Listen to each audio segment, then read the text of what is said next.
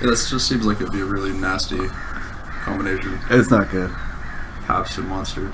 Oh, are we doing like the preamble on the recording so like it looks like we're just here naturally? Yeah. Okay, cool. Yeah, we'll leave this in then. Yeah.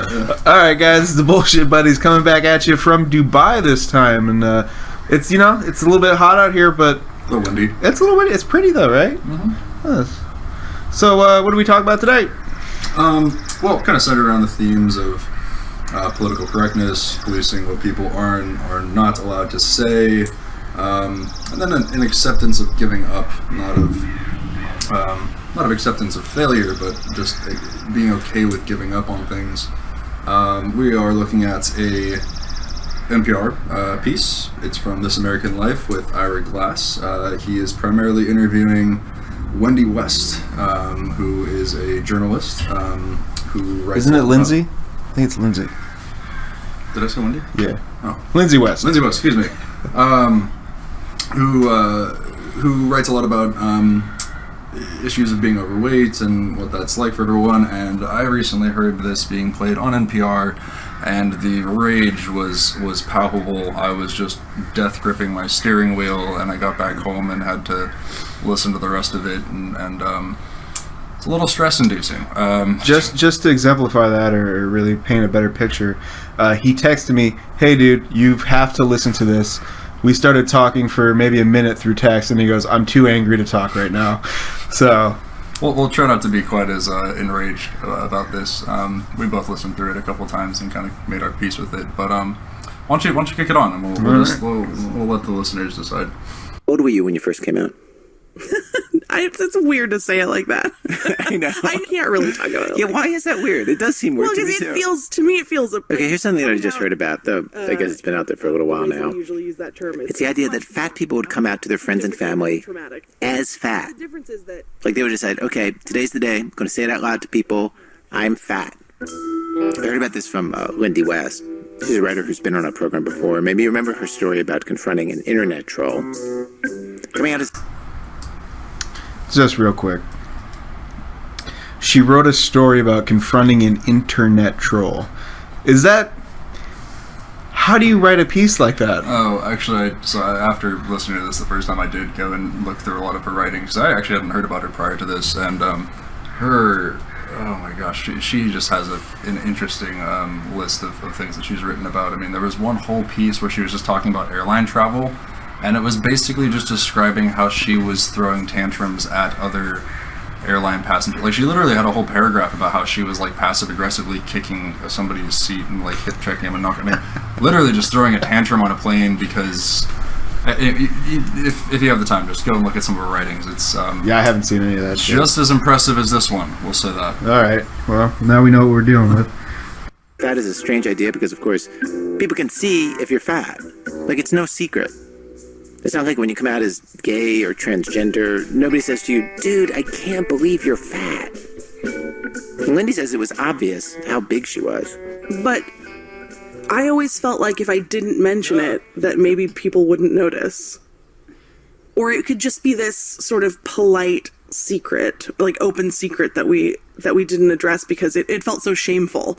So it just felt impolite to talk about, like, me not wanting to burden you with my failure. Like, I'm not going to bother you with this. Yeah. And, like, just give me a little more time. Let's not talk about it, and I promise I'll fix it. That's key, she says. As long as you're a fat person who's trying not to be fat, that's acceptable. That's a good fat person. And you don't totally admit to yourself you're fat because, well... The way that we are taught to think about fatness is that fat is not a permanent state. You're just a thin person who's failing consistently for your whole life. So to actually say, okay, I am fat, and I have been as long as I can remember, so I don't know why I live in this imaginary future where someday I'm going to be thin. So before you declare to others, okay, I'm fat, how did you see yourself? Did you see yourself as fat? Did you conceive of yourself as fat? Yeah, but I was determined to not be fat forever. And my worst fear was, what if I am? And then if at some point I just was like, it's fairly likely that I'm going to be fat forever.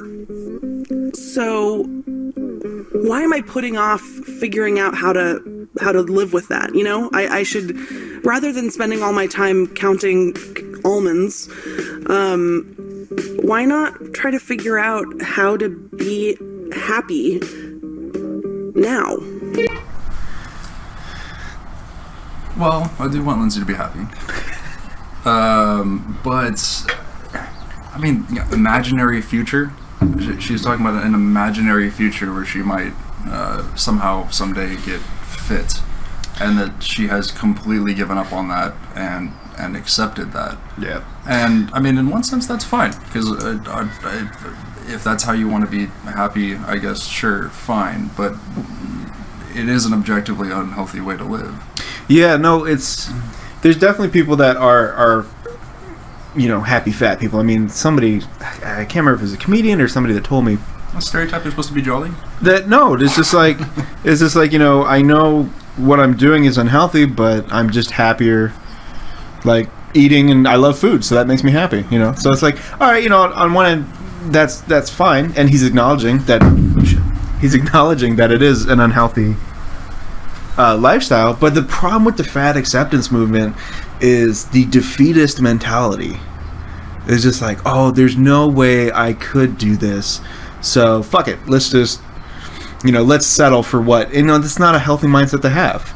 No, I completely agree. And I mean, she's the way she was phrasing, like, I'm unlikely to ever be fit, so I might as well just accept it. I mean, there's a fair amount of research. Your genetics determine how, your metabolism, how likely you are to put on weight and where. And sure, certain people have a much harder time losing weight, and certain people have a much harder time gaining it as well. But you and I have both worked in the gym industry, and you've seen plenty of people who come in with high hopes of changing things, and they flop, not because they just physically can't do it, but because they lack sufficient motivation to. There's a huge question. You see other people who do get fit, who come in. I mean, I've seen people who have literally lost entire people worth of weight off of themselves through healthy living. Yeah, definitely.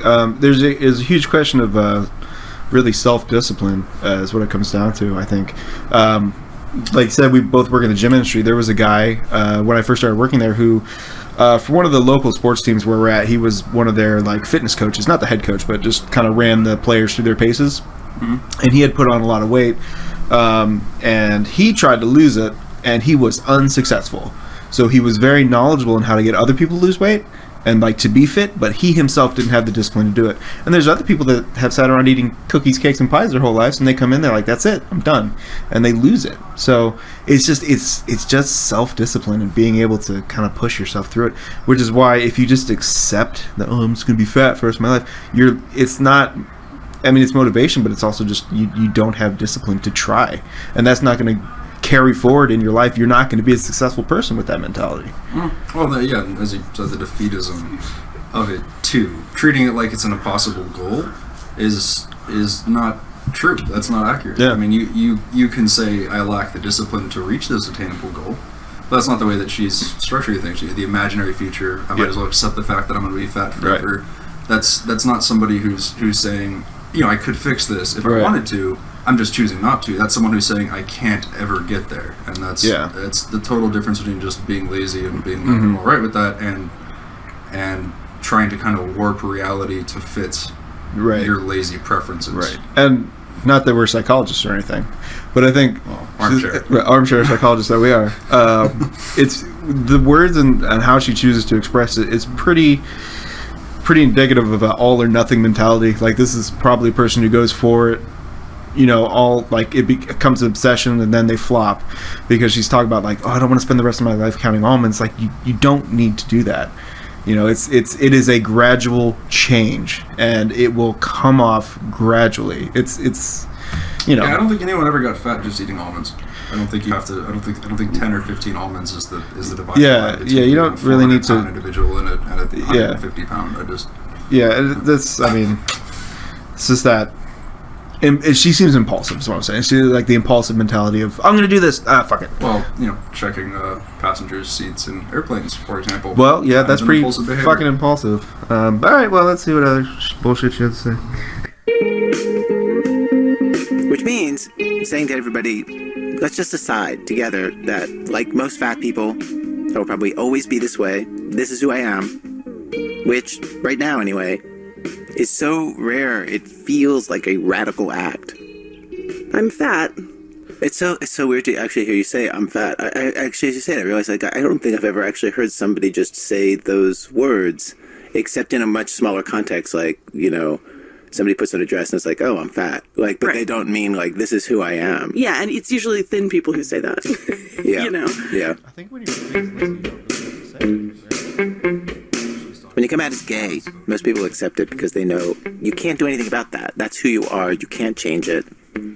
But coming out as fat, doctors and your family and kind of the entire culture is organized to point out how wrong-headed you are. When you're over a certain size, it's been explained to me by a few people now, complete strangers walk up to you on the street and tell you to lose weight. They shoot you dirty looks when they see ice cream in your shopping cart. They talk down to you like you're stupid about nutrition and calories, as if pretty much every fat person has not been around the block 500 times on that one already. That's why I'm deciding to stay fat and be okay with it. All right, so now you just saw them equivocating the fat acceptance movement with how we should be accepting gay people, which we should be accepting gay people because that's something that they have literally no ability to change. That's your orientation, sexually speaking. Yeah, and other than like you are just born gay, and I mean you could try some crazy pray the gay away program and maybe shove it into some corner of your psyche and live as an incredibly repressed individual, but you're still gay. They literally just said being gay isn't something that you can change, so you're equating that to fat. You can change how much you weigh. Yeah, you can. I mean, a gay guy who doesn't suck dicks for 3 months doesn't stop being gay.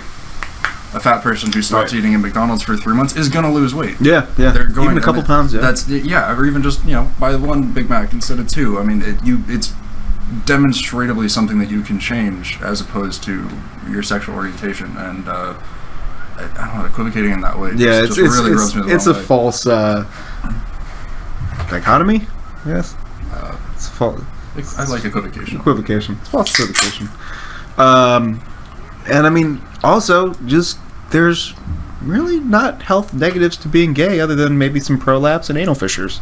That can happen to certain parties and straight relationships too. It can. That's what you get up to. Well, that's what I'm saying. It's completely false equivocation of the two things. It's like one is objectively one is who you just prefer, different. One is who you find attractive, and the other one is your state of health. Right. Those are not the same thing in any way, shape, or form. I mean, they're right to equivocate in some way that there's, levels at which we accept those things in society, but they're not the same type of thing whatsoever.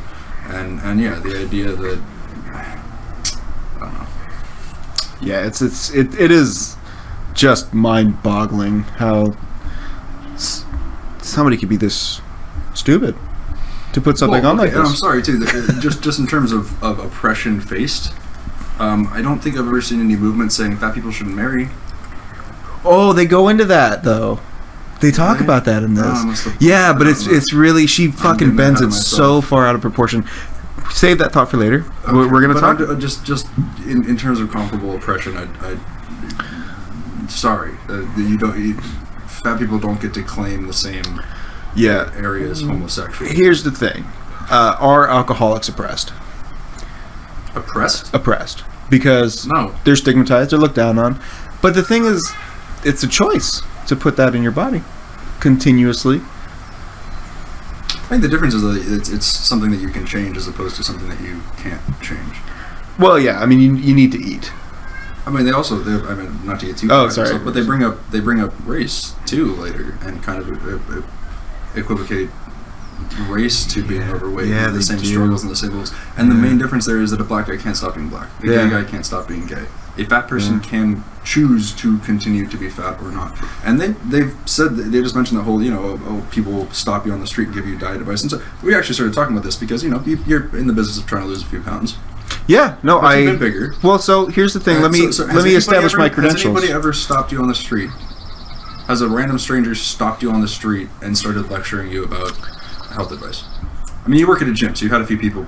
I've had a few people that kind of ripped into me at work for being a bit overweight and working at a gym. On the street, though? But not on the street, no. Okay. I mean, I'm sure that has happened to some people, but treating it as if it's some kind of epidemic is ridiculous. And we also both smoke. I also have worked in the gym industry, and I've mentioned people, hey, I'm going out for a smoke break, and people have been, you really ought to stop doing that. Yeah. And I go, yeah, I probably should, yeah. I really should. It's a terrible habit for me, and I don't see why. I mean, because it is a choice of mine. I mean, they didn't say to me, hey, you should really stop being gay. I'd be like, fuck you. Hey, you shouldn't be white. I mean, what the fuck do you expect me to do about that? But if somebody says, hey, you could stand to lose a few pounds, accept that. That's probably a reality. If you're so overweight that people are telling you this regularly, they're probably right. Yeah, that is definitely a good point. And you got to learn how to take a little bit of criticism, guys. This is the fucking world. It's not like... But snowflakes don't like it. Yeah, that's true. Snowflakes don't like the criticism. All right, let's continue forward. It's a big snowflake. Yeah, it's big. It's like the... It's like, it's like... Actually, those kind of snowflakes make for excellent powder, though. when you can actually see that's true. the individual snowflakes and see the crystallization stuff. Especially when you're... That's what she is. Yeah, when you're like a kid and you see that big chunky snow falling down, But there's no fear there that it's going to crush and kill you. You've been an avalanche, bro? Oh, shit. You did enough of these people? No, I have. Dude, this is the metaphor for what's going to happen. Well, that's what I was going to establish. My credentials, right? They're going to just bowl over. Yeah. Well, for anybody wondering, Chad looks like he just got out of chemotherapy as far as weight-wise. And for me, I was a big mountain climber. Not literally. I was a mountain climber. You were a big man. And then I kind of put on a few pounds after I kind of stopped climbing as frequently. And no, I have been in an avalanche before, and it's fucking terrifying. Like, it wasn't even coming towards me. It was just off in the distance, and hear that just the cracking and then the fucking roar, and you're just like, oh my god. So, anyway. Well, actually, so just Jeff has outed me as a skinny person. Yeah. On national podcast. And I mean, there's certain. I mentioned people have.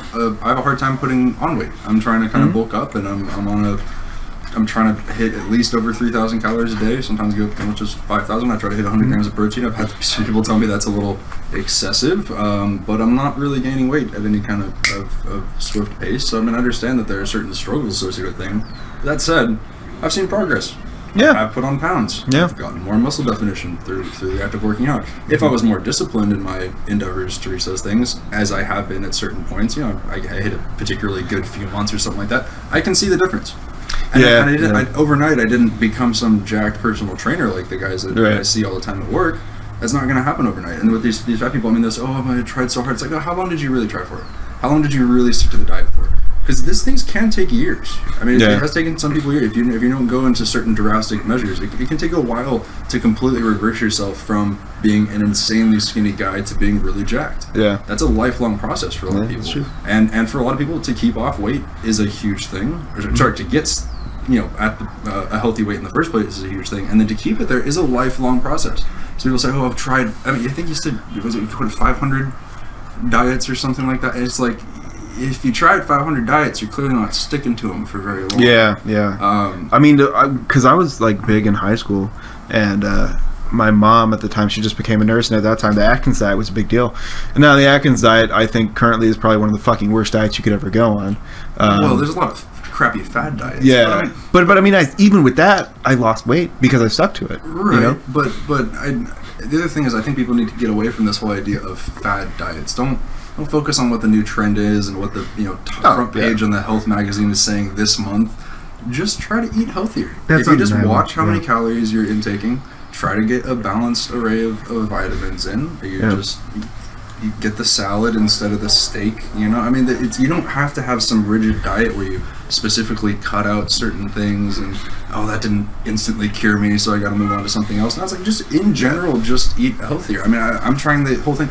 Ideally, yeah, sure, I'd have it all planned out where, this week I'm eating tilapia today I'm eating tilapia and asparagus, and I've had it all calculated. And I know people who do stuff like that, but I don't, arguably maybe I'd be a little better at putting on weight if I adhered to one of those things, but it's not necessary. You can just, in my case, try to eat more. In their case, just try to eat less. Yeah, no, I mean, my brother, like, he's a big fitness guy, and he's just like, I remember when I lost the weight and I was feeling guilty about like having some ice cream, because I was like, I did work legitimately very hard to get down to a really small target weight. And I was like, I'll just have a little spoon. He's like, dude, just have some fucking ice cream, because that's not going to throw you over the edge. Right. It's when you do it consistently. No, yeah, if you ever have an ice cream, a huge bowl of fucking ice cream every night after your massive dinner, you'd start to see some problems. But you can indulge. It's not like you need to. I hear people cutting out this, that, and the other thing all the time, and it's just kind of like, why are you depriving yourself of that? Just exercise a little bit more self-control and how frequently and self-discipline, how much you have. Man. When you have a fucking half gallon of ice cream, you don't need to eat it all. I do sympathize with people, if you're having some rough time in your love life or something, you should be able to get that pint and just eat it with a massive spoon on your couch watching shit. Wait, a pint is made for just eating like straight through, right? I mean, that's how I treat it. But wait, I wanted to get to the root of your problem. Yeah, I know, right? I wanted to touch on just so you guys know exactly. I take those little sample spoons from Baskin Robbins, those little pink ones. That's how much ice cream I have. Oh, really? Oh, wow. Just one of those. I could never buy those because it seems like a bad deal. It's like a fucking sample spoon. It's $1.50 for like a spoon. What? Oh wait, you mean when you go into the shop? When you ask, hey, can I sample this? I meant like you go to the grocery store and you see those little tiny cups. That made a slight whistling sound as it flew right over your head. Yeah, it did. Didn't let's Wait. I just want to reiterate one point here real quick. For those of you who aren't, and I'm sure if anybody's listening to this, there are a couple people going, fuck Chad. He's putting on weight, whatever, it's a struggle. Chad was so skinny when I first, we used to work together, and he was sick for 2 days. And I guess you couldn't eat for those 2 days. He comes back to work, and he calls me to the back office, and he goes, dude, check it out. And he lifts up his shirt, and he's like, I got a 6-pack. That's how skinny he was. Yeah. No, I mean, and actually, it's funny because I do tell people about this. I mean, I do work in the gym industry, so I'm at this point where I'm trying to put on weight. I've been a skinny guy for a long time, and I worked at the gym, and I want to get a little more bulked up. And when I talk to people about the struggles that I've had with this, not complaining, just talking about, it's sometimes tough for me to hit that. 5,000 calories a day is a lot of fucking eating if you're not trying to eat just straight junk food. I have to spend a lot of time eating, a lot of time in prep, and I talk to people about these things, and I get the most dismissive, you don't, all these people trying to lose weight, they have it so much worse. It's like, I really don't think so. I think there was actually an article written, it might have been in Men's Health, where they say, all things being, medically the same, there's no health problems involved, putting on weight is objectively harder than losing weight. Well, I mean, I'd have to read it to speak on it, but I could buy that because honestly, if you're trying to lose weight, you could just stop fucking eating. Right. Well, that's what I'm saying. It requires non-action. I know some people who probably have enough fat reserves that they could chill for a month. Yeah. If they just had water and they were stranded on a desert island, they could chill for a month before they'd keel over from that. I mean, I don't know how long people can actually go with that. Well, I think when you get talking to people who are this big, we're talking about in the 400-pound category, pushing up there. You've got a lot of blood sugar problems, so you might not actually be able to go very long without eating because now your body's so out of whack, that you feel like you're gonna fucking pass out if you don't eat something and get your sugar boosted.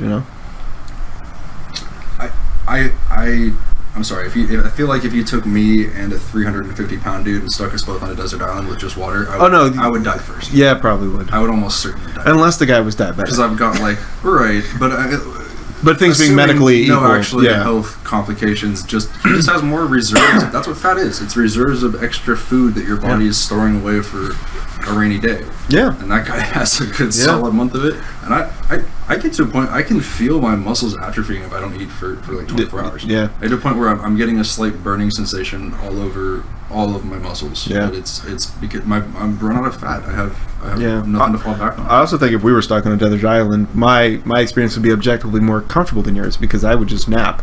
I'm like, dude, I don't need to go hunt. Well, yeah, then I would kill you in your sleep. Yeah.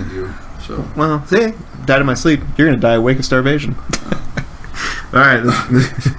Is it a peculiar frontier right now, where things are shifting and people do not agree about what is acceptable to say and think? I was talking to Wendy. I used the word overweight a few times. And at some point she stopped me and said the word overweight is not preferred. She wasn't strident about this. It was super friendly. She said the problem with overweight is that it implies that there is a correct weight for people. There is actually. You can do this is some scientifically measured shit where you can plug in your age and your height, and it's not going to give you a specific number per se, but it'll give you a range of what's medically healthy for you. And there's going to be outliers where some individuals' genetics allow for that to be a little bit more, a little bit less. More or less, yes, there is a point where you have too much weight to be healthy in that regard. And that's not necessarily even talking about like BMI, because that's obviously flawed and way lower than probably what your weight should be. But there definitely is an appropriate weight. And I would say, rule of thumb, all right, if you don't have access to a medical equipment or a trainer that knows these things, is if you cannot tie your shoes, you're too fat. If you can't bend over and tie your shoes. If you can't see your shoes. If you can't see your shoes, you're way too fat. Without the use of a mirror or some such thing. Yeah, they go into all this stuff where they're talking about how they have to scope out restaurants to see if they can fit between tables and worrying about cracking chairs and stuff. Sorry, at that point you are overweight. Yeah. That's not you don't get to police my language in an instance like that. The medical community has decided that there's a range where you're somewhat healthy, and if you've exceeded that by triple digits, you're overweight. Well, it's an objective fact. I mean, think of how limiting that is too.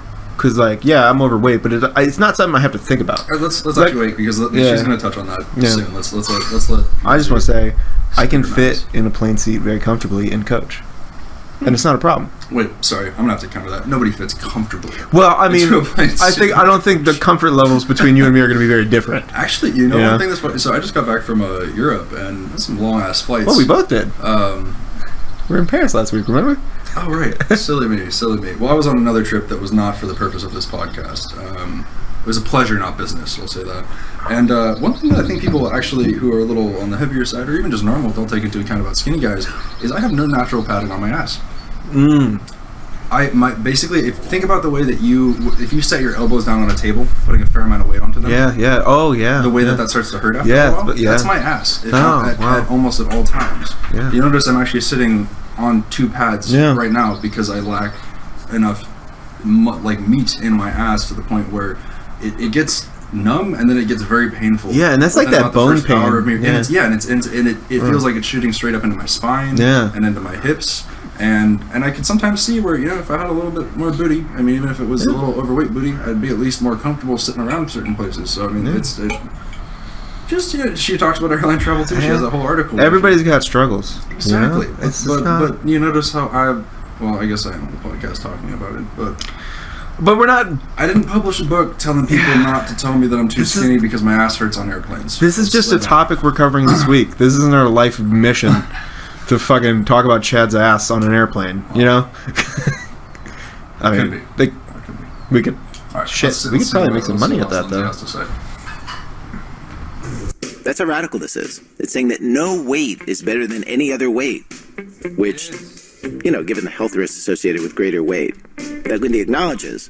Wait, I think like better is not that's an intentionally misleading term too. It's like, of course.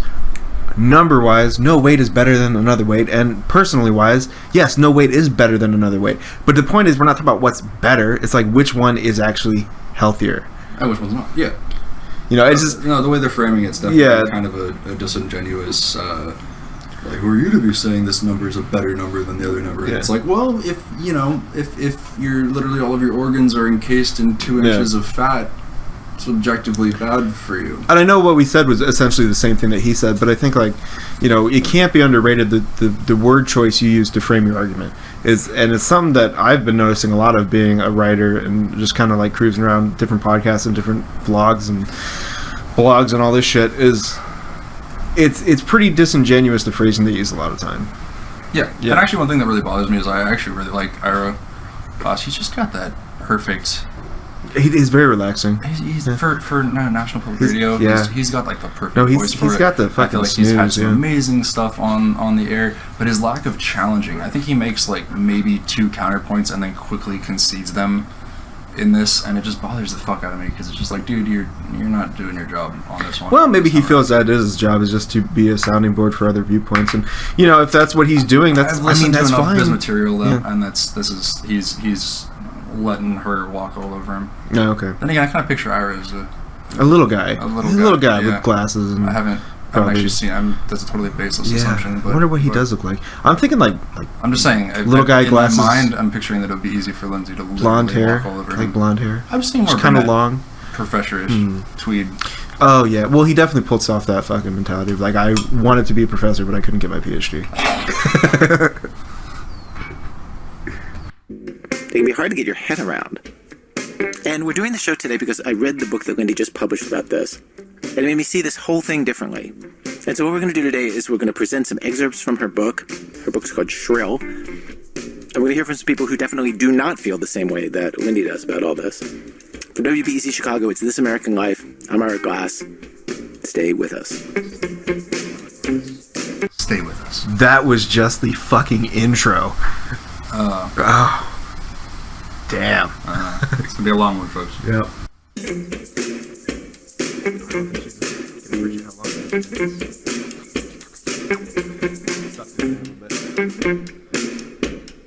The music like this to talk over, man. Like one, the day the scales fell from her eyes.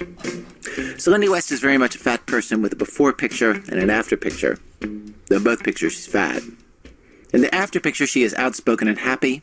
In the before picture she is painfully shy and not as happy. She says as a fat teenager she felt like a monster. Cool clothes did not seem to exist for her. In her 20s, fat made her world smaller. She'd stay home when friends went hiking, biking, sailing. She'd cancel plans to avoid restaurants whose tables were so close together she couldn't navigate through them. And then not to mention the fact that you're like, you know, knocking stuff over. You know, like just moving through the world as a big person is hard. Yeah. You know, like I take up a lot of space. It's undeniable. It's awkward and embarrassing, and I'm just constantly knocking stuff over with my butt, you know? She describes being fat as simultaneously being way too visible and being invisible. Not wanting people looking at her, noticing what she eats. She worried, and she worries still all the time about destroying chairs by sitting on them. Chairs. You catch that?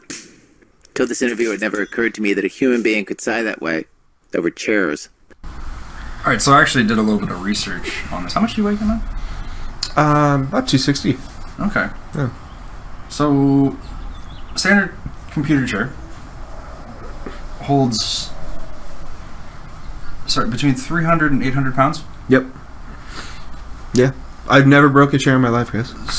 I mean, that's computer. I mean, I'm sure there are some flimsier chairs out there, but 300 to 800 pounds. Mm-hmm. If you're living in a constant fear of breaking something that can hold something up to 800 pounds, she's not 800 pounds, but that's a fear. I mean, she goes on to say that she's done it. Well, you know what's funny about that is at the gym, you know, that we both used to work at, we had a daycare for kids, and the daycare, of course, had the little tiny chairs. Oh yeah, I've seen you sitting on them. Yeah.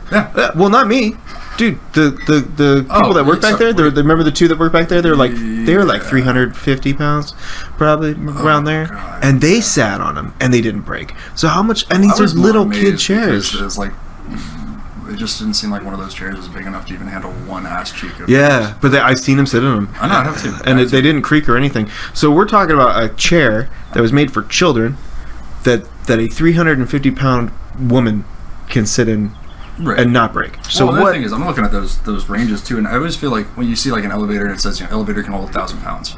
I feel like it can really hold like 1,200. Well, that's true. And they always round that down so that when idiots look at it and go, oh, so cool, we can cram exactly, you know, 1,000 pounds, whatever. I mean, you know, most things. Is it only 1,000 pounds? I was just throwing that number out there. Because if it is, we might have some elevator accidents the way America's going. I'm sure it's more than 1,000 pounds. Just sometimes that they load shit into the elevators. That's true. It's probably like 10,000. Let's say 10,000 pounds. That seems like a lot to me. doesn't it though? Yeah. I feel like I've looked at this before. I want to say it's more like 2,500. But Okay. I'm just kind of talking out my ass here. But yeah, main point. If you're at a point where, I mean, she's laughing about knocking things over with my butt, and it's like, you're at a point where your ass is so large, it's swinging around behind you, you're knocking shit off of tables. You have to solemnly weigh the possibility of whether any surface that you sit on is going to be able to withstand the mass of just your body. Yeah. That, I mean, that's just, if anything implies that she's overweight, which she says isn't a correct term, it's that. Right. The world that we have built is not strong enough to sustain how large you are. And I mean, I'm assuming she's American. So we're already... That's a fairly safe assumption. Yeah. Yeah, I guess so, because it's an NPR podcast. I just know because she's fat. Yeah, and she's fat. You know, this is one of the bigger countries, and she's having trouble, like bigger as in people, and she's having trouble moving around a country that is full of bigger, on average, people. Oh yeah, she's not in some village in Laos with like wicker fucking cherries or something. Yeah. We got mass-produced industrial standard. This is like some cast iron shit we're sitting in right now. Like, she has to worry about the fact that a lattice work of cast iron might not be able to hold her up. Yeah. Could you imagine if she was in like Vietnam and she had to squat to talk to people? Like how they hang out and they squat? It's mainly a cigarette smoking thing from what I've seen. Well, no, there's actually, I think it was NPR. They did a thing on it, and it's like totally comfortable for them to do. I tried that. Yeah. I tried that. I went to a heavily Asian community college, and all by the designated smoking areas there were just a bunch of Asian dudes, and they would all squat while they were smoking cigarettes. I guess I tried it out for a while. Not a huge fan. Yeah, I did it a couple times because I used to hang around with a really cool Asian dude named Tommy. And you probably remember him. Yeah. And so he, as a joke, he would squat when he smoked with me, like on occasion, and I would just do it too. And man, the looks we got, because it usually be like after work, outside of a gym, no less. We're both squatting by his car in the middle of the street, smoking a cigarette. Just an Asian guy and a white guy. Chairs. For the record, she says she's only destroyed one chair.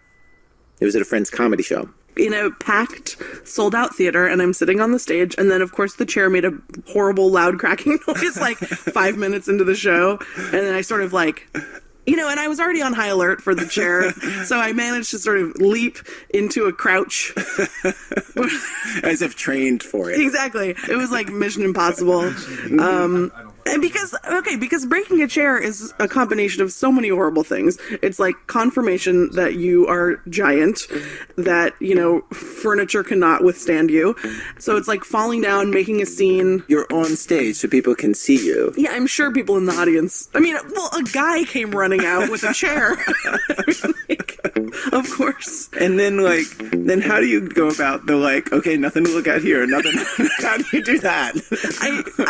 I don't remember. I think I just like started nodding a lot to the comedy, like, ooh, yeah. Yeah. But you know, those things just make you stronger, Ira. Yeah, I don't buy. Sorry, I don't. Just this doesn't even really have anything to do with the main point. But I don't fucking buy that she somehow leapt into a crouch. I think for those of you who are sitting right now, as we are. Yeah, Chad actually, while this was playing, he was like positioning himself, trying to figure it out. With it. Like, if your chair spontaneously gave out from under you without really any warning. I mean, she said she's on high alert, but I if it just gave, like, just the way that you're sitting in most, even if you're leaning forward, you would have to suddenly go into a really hardcore squat. I mean, you know, how long can you hold that, like, right angle? Yeah. Well, that's what I was saying. Maybe she, like, maybe... And then she's a lot fucking heavier. Yeah. And there's a lot more back weight. I mean, maybe... I was gonna say, maybe she sat up really quick. But, like, that wouldn't even work. I mean, potentially if she heard, like, a crack and knew what that meant and started to get up as the chair was falling apart, yeah, but, I mean... I feel like any physicist could really just be like, no. Like, this is why that didn't happen. I'm even less of an armchair physicist than I know. Yeah, I'm an armchair psychologist, so... There's a reason why I like English, guys, as a thing. Writing is a hobby, because... I'm more of a humanities guy. Yeah, I'm more of a humanities guy.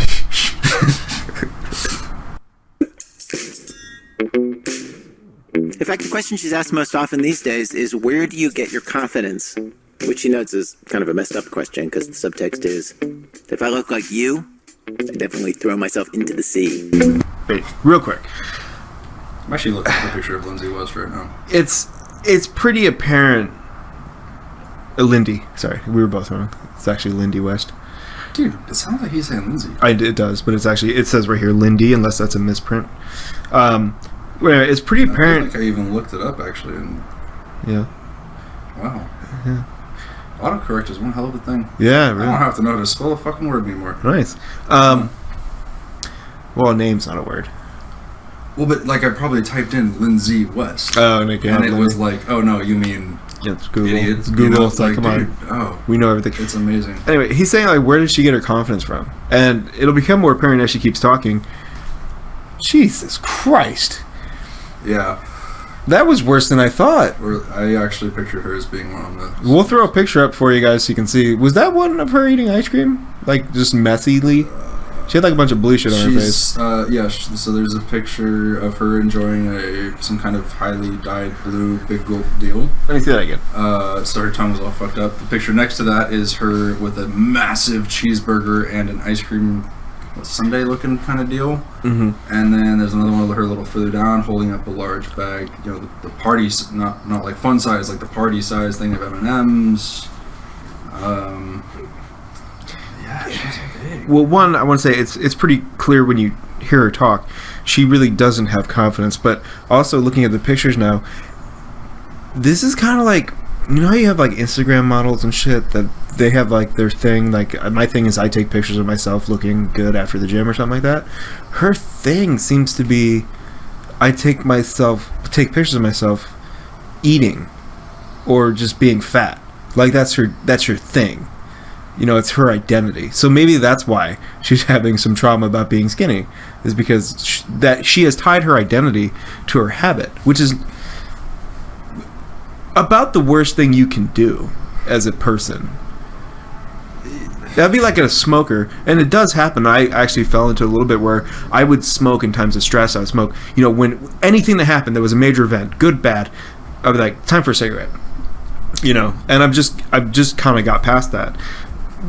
But she did that like publicly, you know what I mean? It's the worst thing you can do for an addiction. She's taking pictures and she's publishing it as something that she's proud of. But it's her whole identity, it seems like. Yeah. It would be like if you were the journalist that got famous by talking about and photographing yourself stress smoking.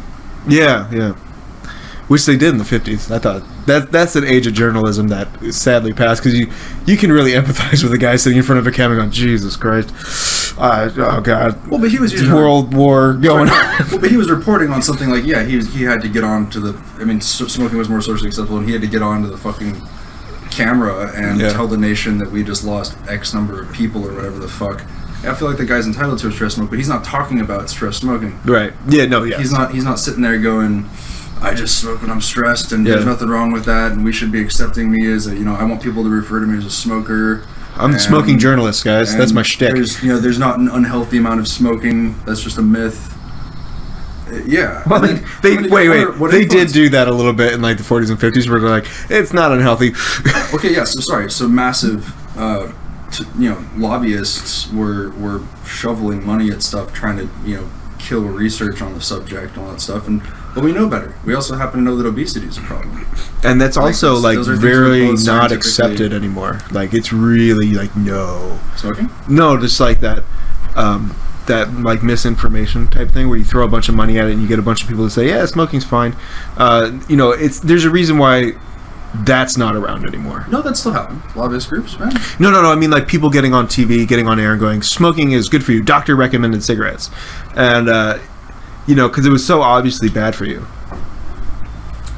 I think it's just kind of like the same thing where at some point we're going to go, look, you can't glorify, and she does bring up the fact of like kids. You can't glorify to a kid who his life is just coming out and they're figuring out who they are, and they go, no, you're going to be fat. Because that's a cool thing to be. That's like telling a kid you gotta smoke because that's a cool thing to do. Well, that's what she's doing. Yeah, I know. That's what I'm saying. That's exactly what she's doing. That's why I think in the future there's gonna be this massive pushback and be like, no, fuck you. There is, I guarantee you, somewhere there's some overweight girl who's been struggling with her weight her whole life and wants to be healthy, who at some point found Lindy West and is like, oh no, I can get, this is fine. It's okay for me to be this way. Yeah, so I disagree with your point. I do think that there's still massive lobby. I still think that people are buying out ads. That wasn't my point TV though. But and billboards and not for radio, and people are funding not for smoking. Not billboard and radio. That one's reached a point. Yeah. Okay, so I guess I take your point. I just meant smoking. We have issues like global warming.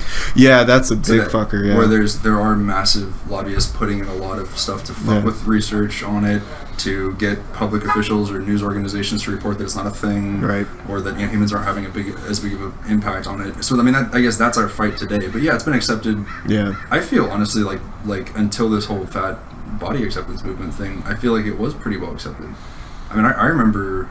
Like the whole fat acceptance thing is very recent. Yeah. Kind of comparatively, but I remember growing up in school at points where they were talking about weight, like obesity was something they were combating against. And I think they actually touched on that a little bit in the podcast. Yeah. This isn't a new thing. We didn't just learn this. And it's not like just learn that being massively overweight is bad for you. Yeah, and the way they frame the argument too is like, what I take of it is she experienced a couple assholes coming up to her saying, "You're a fat fuck," which we.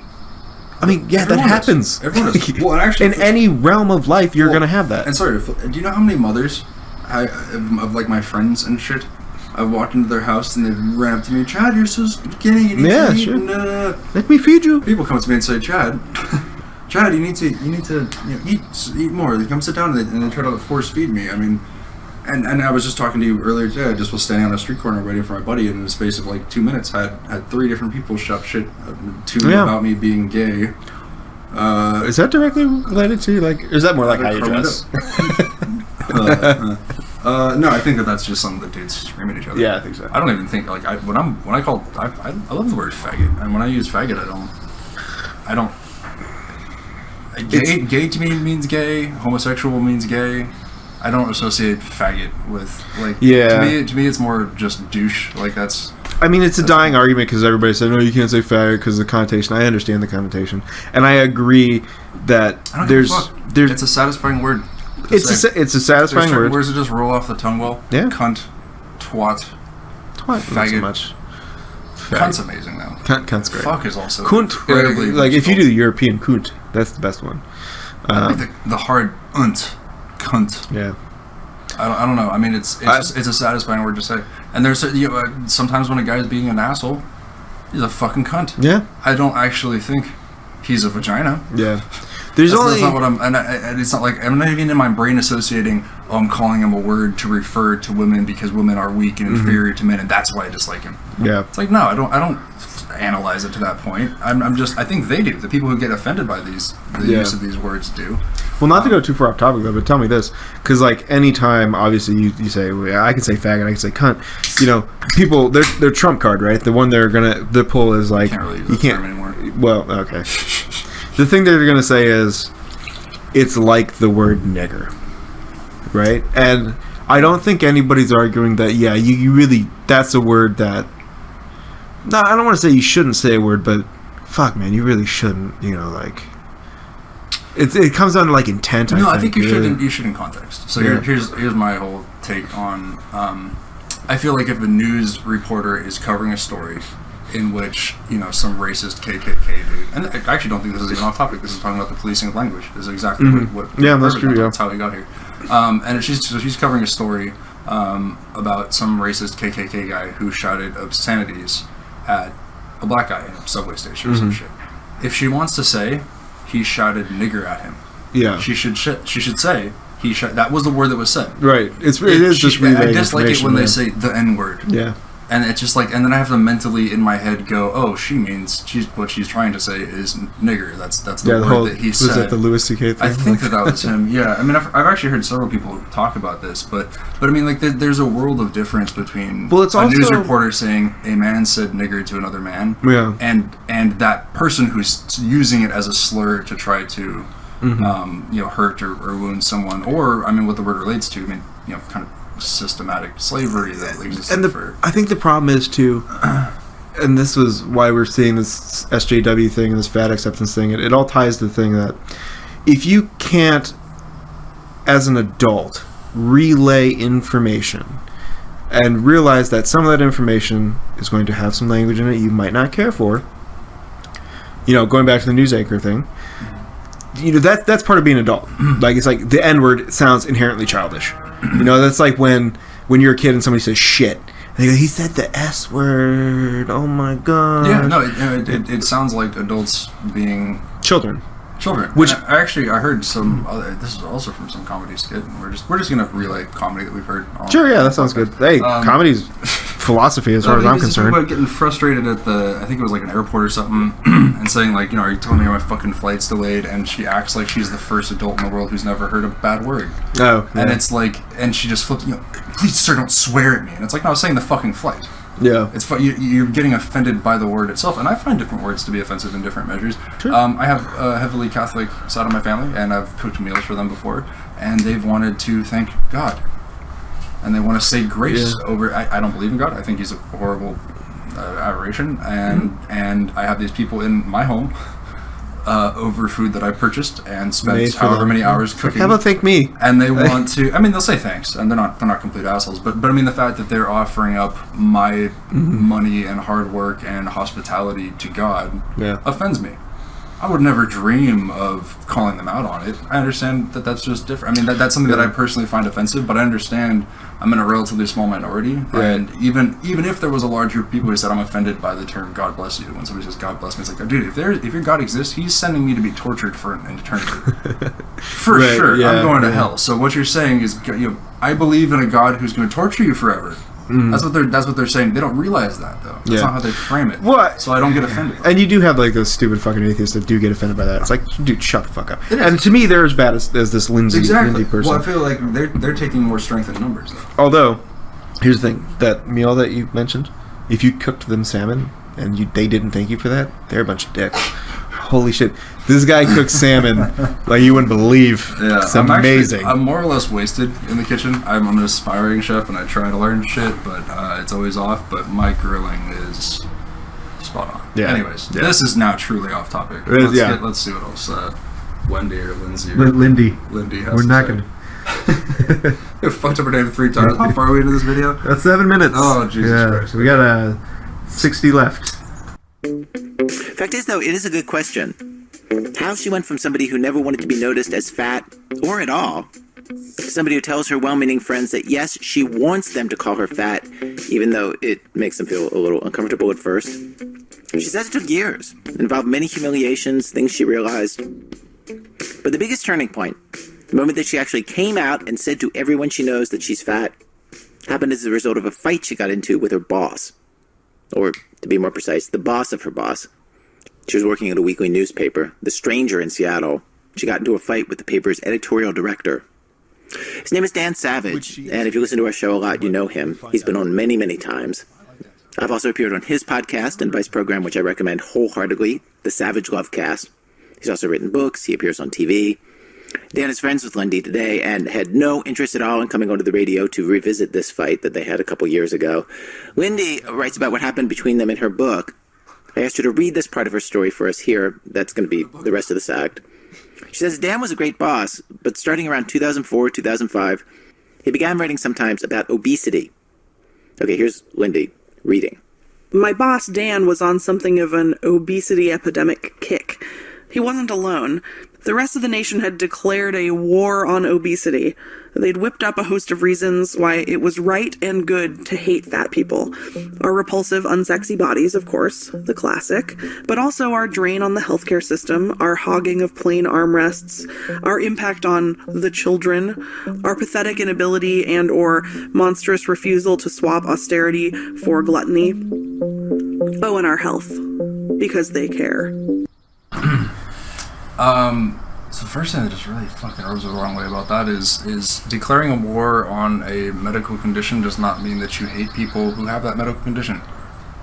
Right. Sorry, that we are currently engaged in a quote-unquote war, if you want to use that word, against cancer. We're trying to cure cancer. And AIDS. We don't hate people with cancer, though. No, we love people with cancer. Right, and while I grant that it's not quite the same as being obese,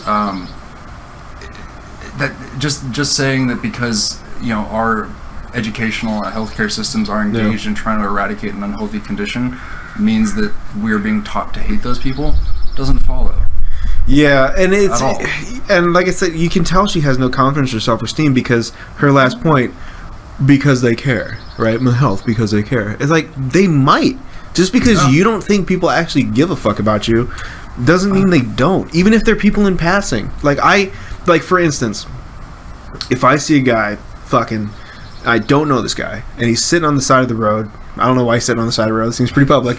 But if I see this guy and he's a heroin addict and he's in a bad way, That's probably sitting on the side of the road. there's some empathy for him. I want to help him in some ways. If I can, I will. You know, but you also buy him food or granted, I can also see how at the same side you could kind of find him a little detestable.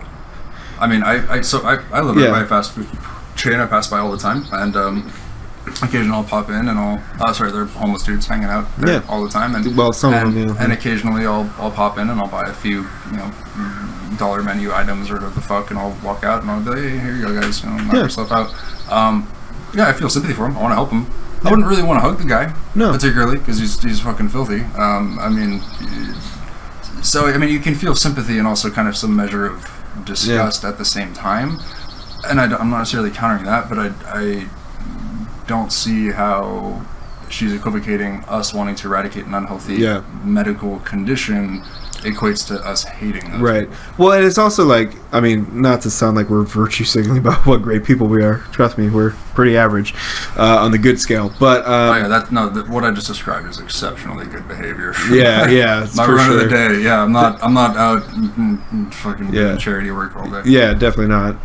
Although maybe we should sometime. But anyway, I used to live in the ghetto, like pretty hardcore ghetto, and there was a 7-Eleven across the street from me, and I was going over, and I think like I had, I don't know, man, I was poor, so I probably had about $30, and that $30 was what I had for the week. And there was a guy outside, and he was just in a fucked up way. I mean, he was definitely tweaking, but I think he was a tweaker that hadn't scored a hit in a while because he's shaking, and he goes, man, all I need is a 20. If you got a 20, you got a 20. And I'm like, nah, dude, I'm sorry, I don't have a 20. Going to 7-Eleven. I go to the ATM at the 7-Eleven, and I'm looking at my bank account, and I'm like, all right, take out $20 out of the ATM, and I give it to the guy. You know, it's just because... I actually got to say, you shouldn't do that.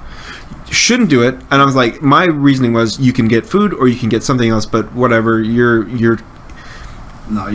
fucked up. You got that guy as an educated. You Probably didn't did. buy him food. That's one of the reasons I don't give those guys money. I never give them money. It's misplaced empathy, but the point that I'm trying to make is just because we don't like something about you doesn't mean we don't care about you. You know what I mean? True. Yeah. Well, and that actually segues into her next point where she's talking about I don't think that anything in America's war on obesity, which I'll even grant her that term, because like I said, I throughout a lot of all my health classes in school, I'll talk about obesity. You go into biology, talk about obesity. I mean, you see news programs, you see all kinds of shoot. I do think that there is a national will out there to eradicate obesity the same way you would with cancer. I mean, it's kind of just a passive underlying thing. But the things that we dislike about massively obese people, she mentions, taking up too much space. One of my layover flights when I was coming back from Europe, again for the pleasure trip, not the business, it was only like a 2-hour flight because it was just one of my short ones once I'd actually gotten to Europe. But I ended up in a small plane sitting right next to a dude who was well into the 300 pounds. And he was sitting in the middle of 3. I was in the aisle seat, and he extended well into my seat. And I was leaning against the armrest on the opposite side from him, leaning at a sharp angle away from him for 2 straight hours, because if I sat up straight, I was pushing into his fat, which he couldn't. He was extending so far beyond the ranges of just his allotted space that I had to literally lean away from him for a 2-hour window of time. And afterwards, I'm stretching shit out. Like, that was fucking a really uncomfortable way to sit for 2 straight hours, and I disliked that about him. Yeah. I didn't hate him as a person. No, I didn't fucking wish him death. But I disliked the fact that he was taking up. So yeah, somebody, you pay for. How much did I pay for fucking flights over to Europe and shit? Yeah. I pay for my allotted space. You pay for yours, and you're cutting into mine. I think the problem is too, though, like I don't hate the guy, but I don't like that about him. Any natural, disapproval of fat people isn't because of America's war on obesity. Yeah. That's intrinsic to just people being too far. Well, I think though too, with arguments like that, they sound petty. You know what I mean? Like it just sounds like, oh, you were inconvenienced for an hour. You know, it sounds petty, but it's... She's the one talking about it. Yeah, it's like we didn't bring it up. I haven't mentioned that to a single person. I've talked all about my time in Europe. I didn't mention I was sat next to an overweight guy until I'm prompted by somebody saying, you know, oh, why do people find that so detestable? It's like, because your massive inability... Sorry, I should also mention, it was a 2-hour flight. This guy ordered 3 things. Yeah. Like meal items. Like, they didn't serve food during that flight because it was such a short inter-European flight. Mm-hmm. But he called the attendant and ordered food. He got a fucking sandwich box thing. He got like a cheese and meat and cracker tray platter. He got a couple sodas.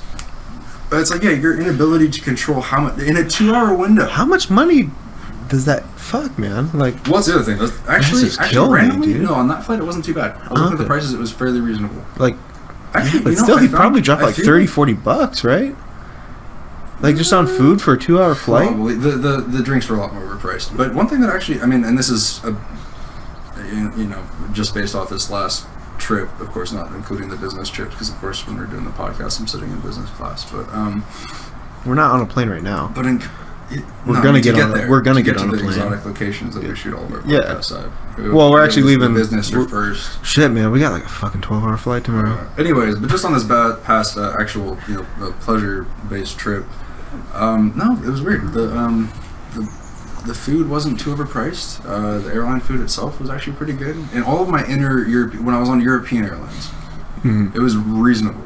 And I don't know if maybe that's just my general shock of my area that I live in generally being incredibly overpriced just for everything or what, but I feel like every American flight that I've ever taken, it's been like you pay an arm and a leg. It's like, concession stands at amusement.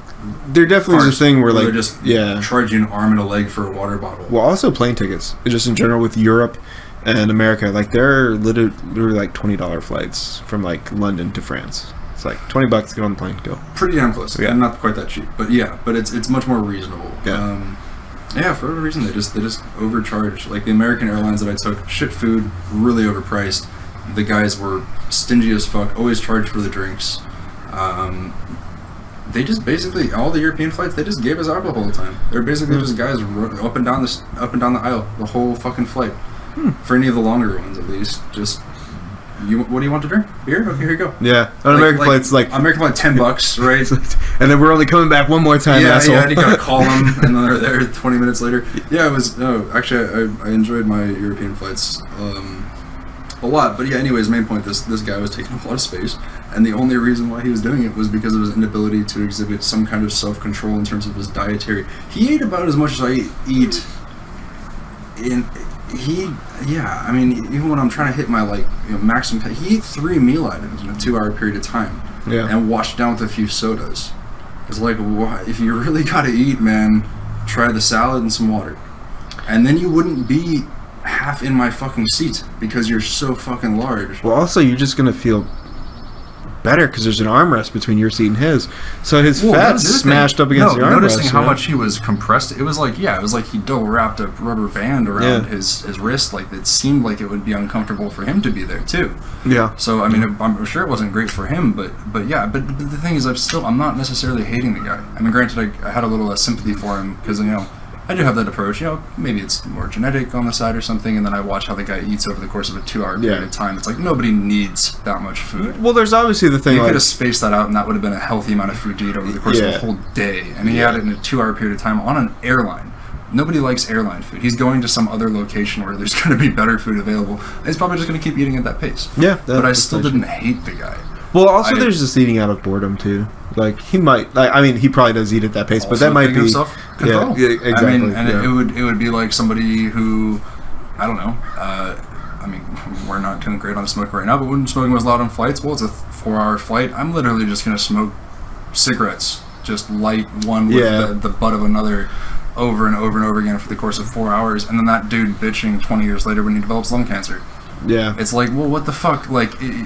If you deliberately chose, I mean, I smoke, but it would be very cheeky of me, however many years down the road, if I were to develop lung cancer, to cry about it, to bitch about it. I mean, man. I mean, the thing is, everybody has unhealthy habits, and I don't know. It's just you gotta whatever you do, you gotta understand that there's going to be a repercussion to what you're doing. Oh, yeah. And accept the consequences for your fucking actions. Yeah. Dan was on that train, and I don't blame him. It was a very popular and, I imagine, gratifying ticket at the time. And even more so than today, it was considered very roguish to tell it like it is about fat people. Dan's main sticking point seemed to be fat people like me, who insisted we weren't imminently dying. He fiercely and persistently defended his, quote, refusal to take the self-esteem boosting / public health shredding position that you can be obese and healthy. More than anything, this passage from his 2005 book, The Commitment, sums up the overall tone of his stance at the time on fatties. Here's the quote.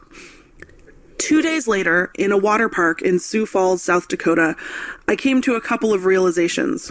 First, anyone who denies the existence of the obesity epidemic in the United States hasn't been to a water park in Sioux Falls, South Dakota. The owners of water parks in the U.S. must be saving a fortune on water and chlorine bills. Floating in the deep end of the wave pool with DJ, Terry observed that there was an awful lot of water being displaced. If the South Dakotans floating around us all got out of the pool at the same time, the water level would most likely have dropped 6 feet. That's actually a good fucking joke. That's what Dan wrote. In other words, we're horrible to look at, we're in the way, we're a joke. So one thing I remember thinking this the first time through that I saw it. First of all, that was presumably one of the worst quotes of his she was able to find. Yeah. I've certainly written more inflammatory and offensive shit than that. If he's waging this whole war and saying all this horrible stuff, she would have had a better quote than that. Yeah. If you really break it down, what he's saying is, if you deny that there's an obesity epidemic, you should go to a water park. Specifically this one that he went to, but honestly you can go to the local water park over here and you're going to see the exact same thing. So he's saying, if you deny that there's an obesity epidemic, go to a public place where people have their shirts off and you will see that that's not true. And then he gives you some colorful description to talk about just how big and how many of these people there are, to the point where if they all left the pool simultaneously, you would notice a water drop. Which is probably true. It's probably true, but it would take a minute for the pumps to level everything out again. Yeah. If they all just disappeared out of that water all at the same time at our local water park. Yeah. And then what she follows up is, so you see how he's writing about how disgusting you are. But that's not what he said. There was no disgust. That's not what he says. He didn't say, and I fucking hate looking at them, Yeah. and these filthy pieces of shit floating around. I mean, I could write like that if I wanted to, but he just said, if you deny obesity, look at the water parks, the volume that those people takes up could imbalance the water level. Yeah. That's essentially what he says. Yeah. And that's the worst thing that she was able to come up with. Yeah. To quote him. And he also does one that's going to sound worse about marriage. I think, and it's like coming up in the next minute, she clearly misrepresented what he was saying. So she did there too. Yeah. No, As but she misrepresented his statement of fact. But you can kind of say that He was being inflammatory. it's a snarky He joke. was being edgy. He wasn't being nice about it. No, I'm not saying he wasn't at all. It's been a little provocative. I just think like the comment he made about marriage would be easier to defend than that comment, but it's not really that fucking bad, you know. He's trying to give you a picture of the sheer volume, right, and he's doing it in a not very which, nice way. by the way, as a writer, is something a lot of people struggle with doing clearly, is giving you through text a clear mental image of what's happening. Well, what he just did, I do. I have a No, exactly. He succeeded. I'm picturing so many Yeah. people that are so large that if they all vanished, that you can just picture the water level. Right. That was his goal, and from a purely technical standpoint, I mean, He achieved it. Yeah. But he didn't say, and I hate them. Right. He didn't say, and they're filthy, disgusting people. And then that's exactly what she says. So Yeah. you see, my boss was calling us all filthy. And I'm sure if we disgusting. if Lindy actually sat down and talked with us, I'm sure we'd have a great conversation. Lindy. I've gone over this so many times. I'm sure we'd actually have a really fucking cool conversation with her. And we wouldn't walk away from that conversation with the only thought in our mind going, that fat piece of shit, she should die. You know? Right. Well, I do think it's a bit anecdotal. You had mentioned, I think before we even started the podcast, how a lot of it's kind of projection. It's That they, yeah, ultimately yeah. they kind of dislike where themselves and where they're at. And it's one of the, I mean, it's like that with anything. You're having a bad hair day. Yeah. You are constantly thinking about it. Oh, my hair, how bad my hair is. Chances are 99% of the time people around you are going to know it. Yeah, it was like... Shit. Musicians, actually. I've interacted with a lot of musicians, and they all, you know, they'll do a set or they'll play, you know, a gig or whatever, and I'll, yo, dude, that was awesome, that was amazing afterwards. I'm fairly technically competent with that kind of stuff, and they'll, oh, no, I screwed up this note in this one segment, this one time. It's like, nobody notices that shit. Yeah. But because you're the one who's really intimately involved in it, or in this case, you're that person, you're sitting there going, like, oh, yeah, I'm a disgusting fat person. So then, therefore, any person that glances at you for more than half a second must be thinking, oh my God, what a disgusting fat person. Well, that was just like this morning. I mean, yesterday we partied a little hard, I would say. Still combating that hangover. This morning, you know, I'm wandering around the streets of Dubai, beautiful city, and I'm just like hungover. I feel like shit.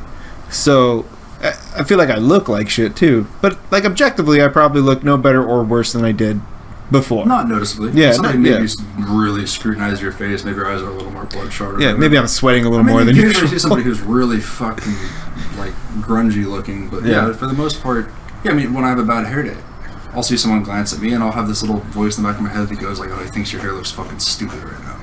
You know? Yeah. Exactly. But like, I'm confident enough to go, no, he doesn't know what the fuck I look like normally. Probably doesn't give a shit about it. Unless he's just sitting there judging people, in which case, fuck him, he's an asshole. Yeah. Then chances are he just kind of glanced at me, because that's what people do to one another. And sometimes they glance at you for, 10 to 15 seconds, but they're not thinking every insecurity that you have in your head and going, oh, that fat person, that person with shitty hair, God, look at his personnel. And if they are, fuck them. Those are some of the shittiest, most judgmental people, and fuck them in their opinion. Yeah, it seems like, I mean, I'd be interested to hear what you have to say about this, but recently there's been a lot of, you hear a lot of people like Lindy getting on podcasts or writing or vlogging or whatnot, and it's so evident what they're experiencing is projection. And I mean, in anything, feminism, just the entire social justice warrior movement as a whole, a lot of what they're experiencing is projection. They're not actually getting the hatred they think they are. Why is that now such a thing? Like, are people just that insecure now? I mean, is it from just having access to all the social media and seeing everybody else primp themselves up and take pictures? And that's a very good question. Yeah. I do have a theory, and it is just a theory, and from a very armchair point of view, I think that life actually used to require a fair amount of struggle and effort up until maybe like the 40s, 50s. Maybe 50s in particular was when it flipped around with modernization, and women didn't have to cook dinner. You could buy shit at the store. There was still pressure for them to cook dinner, though, if you look at those old ads. No, right. Yeah. No, okay, sorry. And that's the reason I say women, is because that's what they were doing at that time. Right.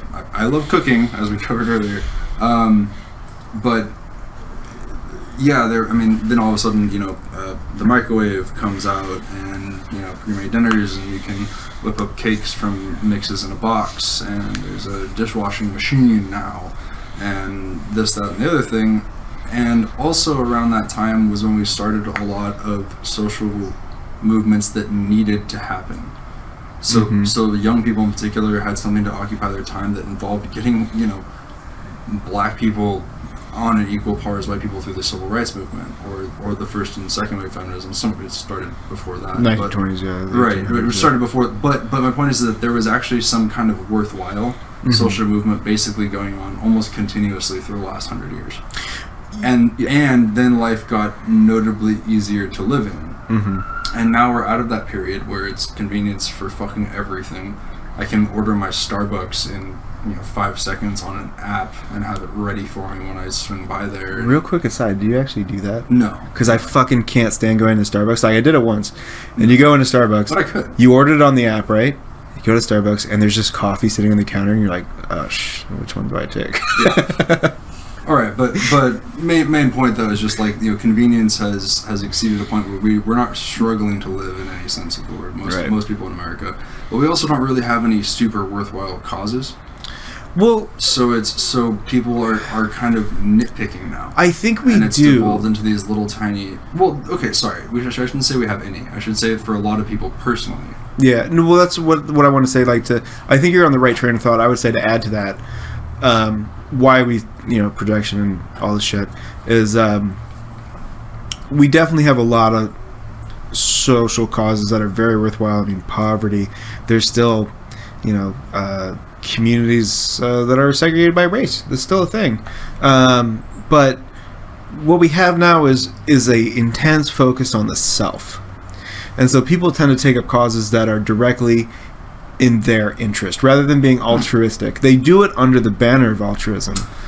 I could actually totally see that. And that's one of my main criticisms of feminism is that they're so focused on... I mean, I think I've spoken to you about this before, but if anyone's unfamiliar with the Rotherham rape scandal, look it up. Horrific, spanned over a few decades. 1,400 girls going down as young as 11 were pimped, filmed, prostituted, raped, drugged by immigrants over to the country.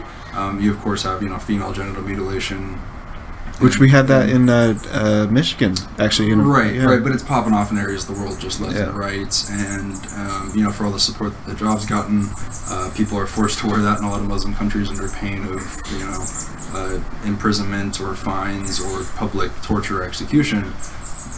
But feminists in the West don't really focus on those things. They focus on, for example, when the Rotherham rape scandal news broke, the fappening had just happened.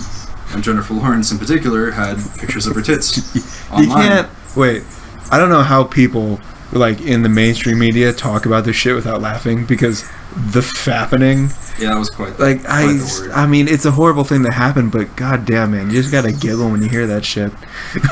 Right, and the fappening was bad. I mean, people should not be hacking into people's private, although uploaded to the cloud, accounts and looking through the pictures and publishing that stuff. And if you catch those people, great, prosecute them, get them in jail. Yeah.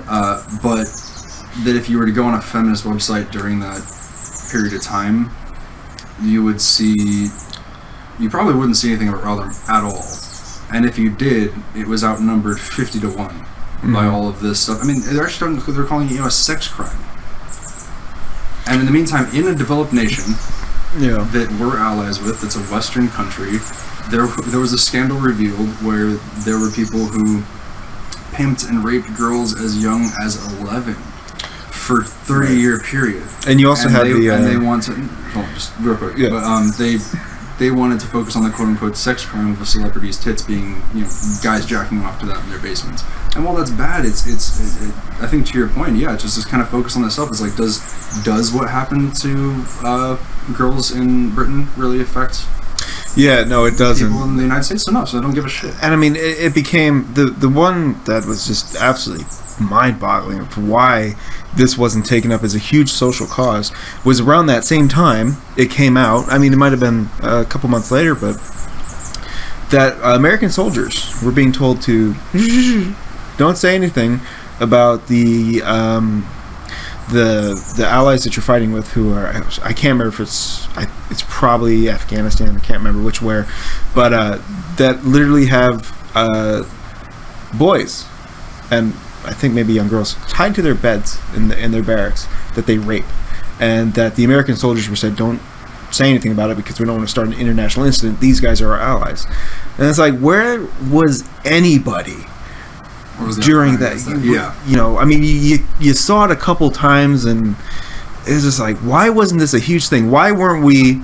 Because I'm sure there was a couple soldiers who went in there and said, "Fuck that." I'm gonna fuck these guys up.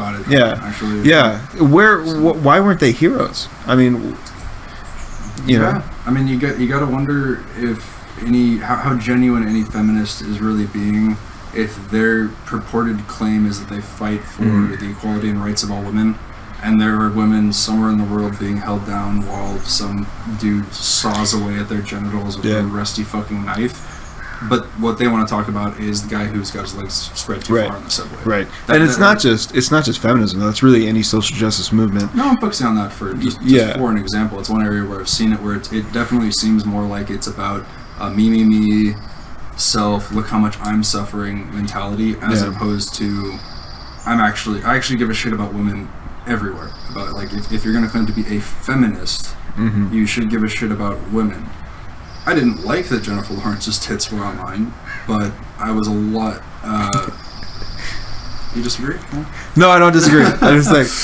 Okay, I'm sorry. Yes, I'm a man. I do like tits. I like their availability on the computer area. That's fine. What we didn't like was that did it wasn't her choice. Right. Everything. Right. Yes. Of course, I like seeing tits. Everyone likes seeing tits. But the fact that it wasn't her choice to release that image and to show people is what. But I just didn't give as much of a shit about it as I did about Roman. If I had to choose between one of the two issues to be upset about, a celebrity who took nude photos of herself and posted it up to the cloud and then had that get hacked just doesn't compare to thousands. It's horribly embarrassing. It's a huge invasion of privacy. It's she's probably walking around with her a pretty large sense of shame. But other thing too is like she just took pictures of her body. Like that's just her natural state. She's she's really good looking girl. There's nothing that she did that was. Well, you asked Jennifer Lawrence if she'd rather have that happen or if she'd rather be drugged, pimped, raped, pornographically filmed by gangs of fucking foreign dudes. Which one do you think she's going to choose? Well, or would she rather have her vagina hacked away at by a fucking sharp stone? Yeah. Which one I would much rather have nude photos of myself online than have some dude fucking hacking away at my dick with a rock. It's weird too. And you kind of got to scale. If you want to talk about Jennifer Lawrence, fine. But the ratio of how many articles there should be about her should be flipped. It shouldn't be 50-1 bitching about manspreading and mansplaining and then one issue about FGM. It should be 50 articles about FGM and one about mansplaining. If you want to talk about the little issues, fine. Well, just give them their due. To go around a little bit here, I think a lot of the embarrassment Jennifer Lawrence experienced during that was because of sex-negative feminism. Where, like in Europe, for instance, nudity is not a big deal. And it truly isn't, because that's how we're born, that's how, that's our natural state. And the fact that she felt she should be ashamed for doing something that, fuck man, everybody does it. Like, Fucks. Everybody fucks, everybody takes nude photos of themselves. I'm sorry, everybody at one point in their life has taken a nude photo of themselves. 100%. So I think like it's getting to the point where these social justice types, they're starting to attack their own cause. Where it's like, we want women equal rights. Sex is dirty. Fuck you, Jennifer Lawrence. I don't know how much I saw. I mean, I didn't really follow the happening. I don't know if that. I wasn't big on it. But I don't know. I don't feel like that was necessarily the main criticism. I mean, because in her case, it wasn't. I mean, I think they didn't say it. I think you'd have a better argument actually if you're talking about their view of like the porn industry, where they kind of want to shame. Well, no, I'm saying that men for that mentality. Porn. That mentality is why there was like it was a huge thing rather than a thing. Right. I can see how they're eating their own. I don't necessarily think that they were in the case of Jennifer Lawrence. No, I'm sorry, that was too literal. But I just mean like that general mentality kind of set the stage for that kind of response, I guess. Let's see what Wendy East has to say. It's Lindy West.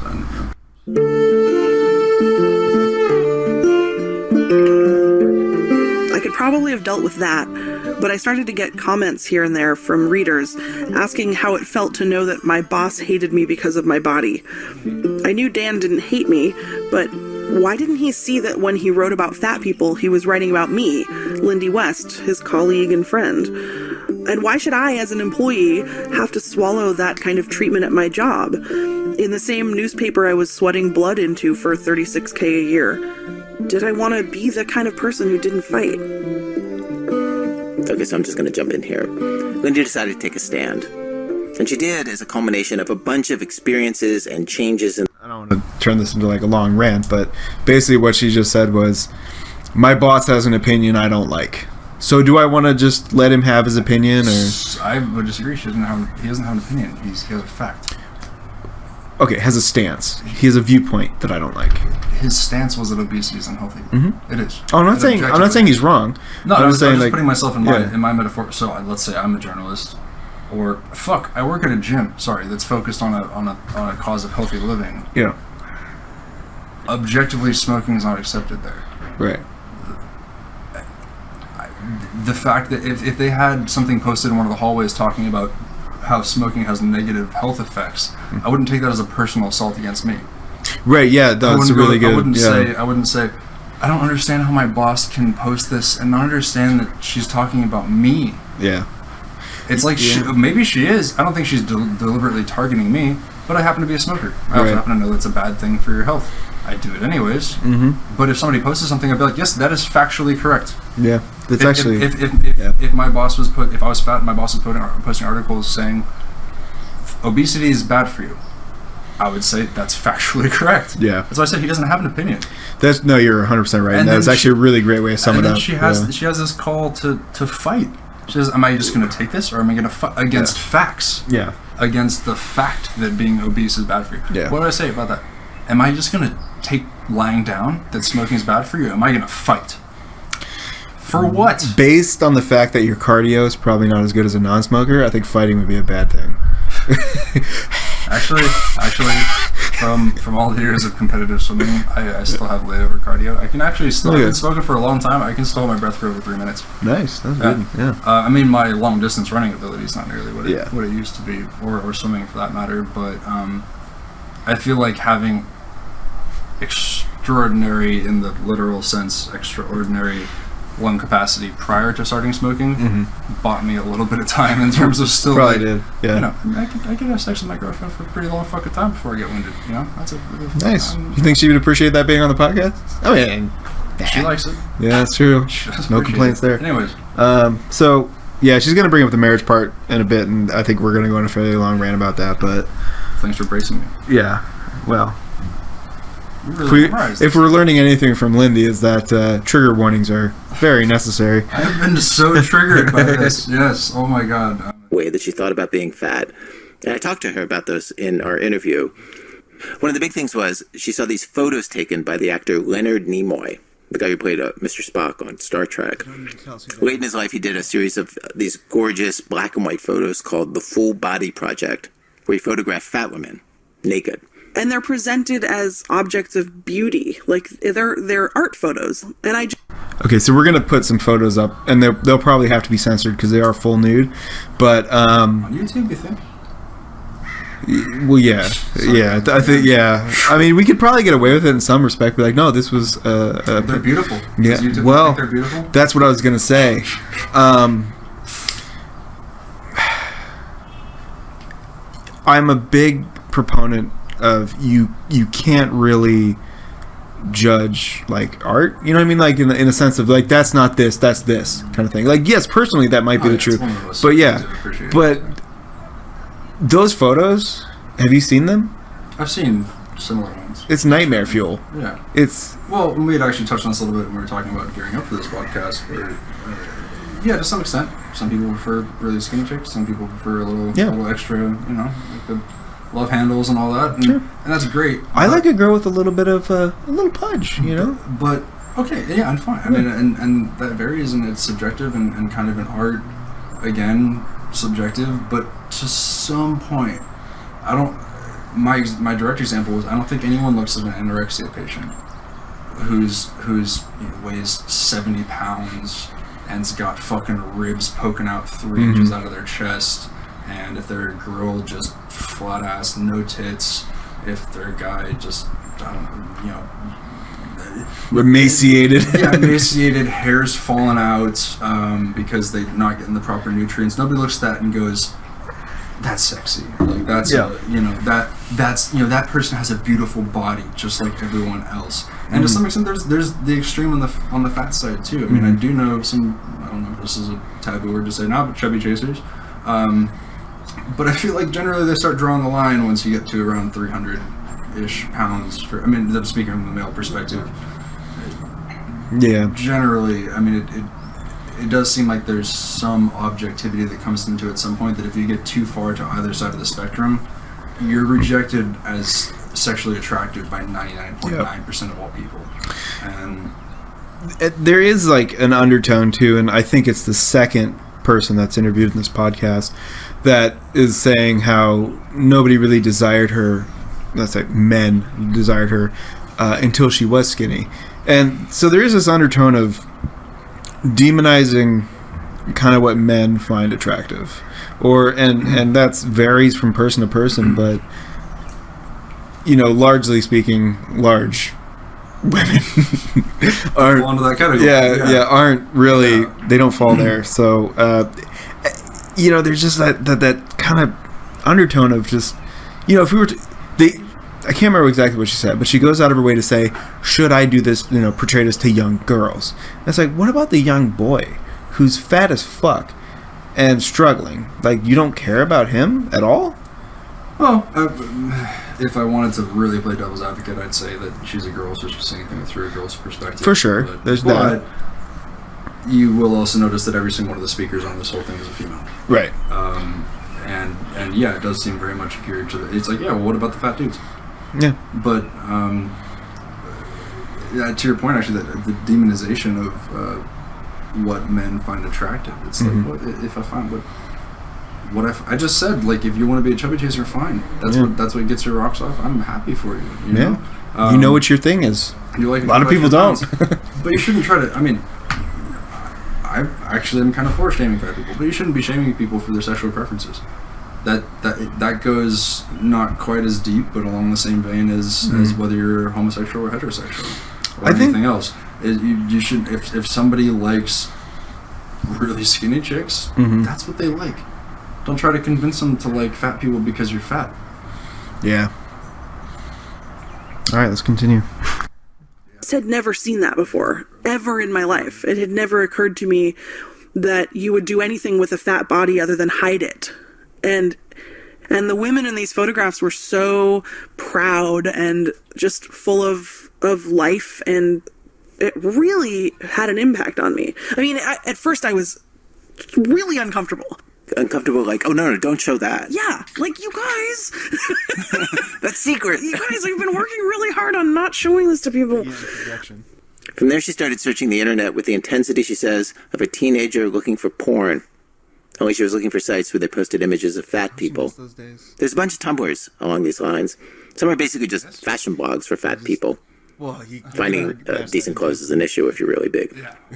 There's a Tumblr called Hey Fat Chick. I mean, this was just my favorite one of these fat acceptance blogs. It was just that. It was just bright, happy, funny, smiling people wearing cute outfits. Like, it's just, you're so used to seeing fat people presented as sad and apologetic. And what did this do to you? Like, what did it do to see that? I just remember it really, I remember feeling like my brain was changing shape. It was this, it just had never occurred to me that you could just decide that you were allowed to be happy and live. As a fat person. Yeah, exactly. And did this change the way that you saw fat people? Yeah, I mean, there was, I can't even explain how strange it was, because it was like, it wasn't just conceptual, like, oh, I deserve to be happy. It was like, I was looking at specific parts of their bodies and staring at them, parts of their bodies that I had always just reviled on myself. Like what do you mean? Like, what? You know, like fat rolls and arm fat and bellies and so, one, holy shit, man, she's obsessed, like, with this thing. And two, what's repulsive about a fat roll isn't the roll, it's what's underneath, the sweat. Yeah, I also did a little bit of further research, and fat people are prone to rashes, which can also lead to like fungus and bacterial type infections, because their body wasn't designed in such a way that allowed for rolls of skin to be overlapping one another. Right. To the point where it never got any fresh air. Yeah. Never saw sunlight. It becomes literally a breeding ground for infectious. No, one of my one of my relatives is a nurse, and they work with overweight people a lot, and there's literally like they have fungus. Yeah. Like obviously, right? She's also talked about smell at some point, and she's not necessarily wrong, because there's a certain kind of smell that comes with being obese. Like not even obese, morbidly overweight, to the point where you have multiple large fat rolls that are hanging down over each other, and you have several inches of skin that, like I said, never get fresh air. Yeah. I mean, it's like if you cram 2 people in a small room and make them live in there with never cracking a window for months at a time, the room is going to start to stink. Right. And the same thing goes for your. I mean, you can wash it and everything, but if everything except for a 30-minute period of time when you're in the shower or whatever, that skin's just sitting there festering all the time. You do develop a smell. You definitely you definitely sweat out what you take in. Like, I mean, I'm sure you've experienced this. We've gone like a bender, drinking a few too many lagers. Once or twice. Yeah, few lagers, few IPAs, a couple stouts, and you're like, next day, like, why the fuck do I smell like bread? Then I usually crack into the whiskey, and then I'm not smelling like rye.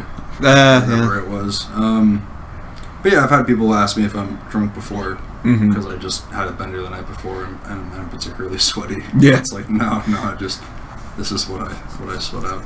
So I don't know if they're necessarily smelling like cheeseburgers, but no, but they it's ugh. Well, just I don't know, the way that she's kind of being so fascinated by these people. Again, if you want to post pictures of yourself, fine. If you want to do it as a mechanism for conveying that being fat is okay, that I have a problem with. If a girl who is fat takes a picture of herself in Hawaii and says, "Look, I'm in Hawaii," great for you. I hope you have a great vacation. If a girl takes a picture of herself in her house and says, "I'm fat, accept it," yeah, that I have a problem with. And actually, we've seen I think it was Amy Schumer.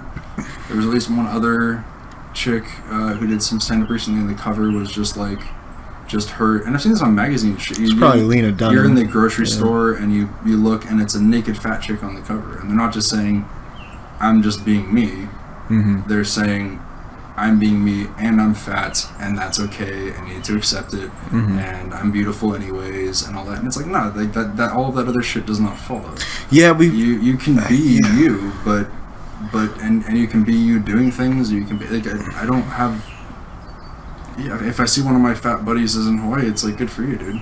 If I see he's posing at the beach going, "I have a large body and you need to deal with that," it's like, fuck off. Like, no. There's also something to be said, like, the thing that I'm noticing that Lindy and the other speaker don't have is the personality that you see, like... Hourglass? Hourglass? No, Lindy. Oh. And the girl that's coming on after her. Okay. They don't seem to have the personality. Like, I know a couple dudes who are just gigantic. Well, let's say Gabriel Iglesias, the comedian. Right. He's a huge motherfucker, but man, he's got a personality. You're like, dude, you wear it so well, and I think that... Right, but he might crack a few jokes at expense. Right, yeah, he has a self-deprecating, and he's funny, but it's not like this. It's not that's what I'm saying. They don't have that. Yeah. Super focused. You need to accept it, and I'm still beautiful anyways, and I couldn't possibly comprehend somebody seeing me as a human being outside. And it's like, no. So the point that I was going to say was, how much of what she's experiencing is because she's fat or because she has a shit personality? It's like, oh, she has a shitty personality. Here's what you need to dig.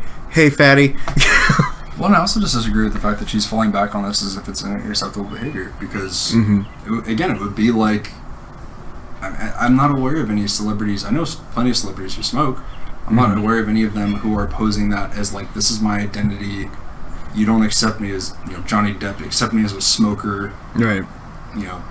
Young kids who are thinking about smoking shouldn't worry about it, because there's no such thing as an acceptable amount of smoke. Yeah, if anything, like, if he smokes, he's got to hide it.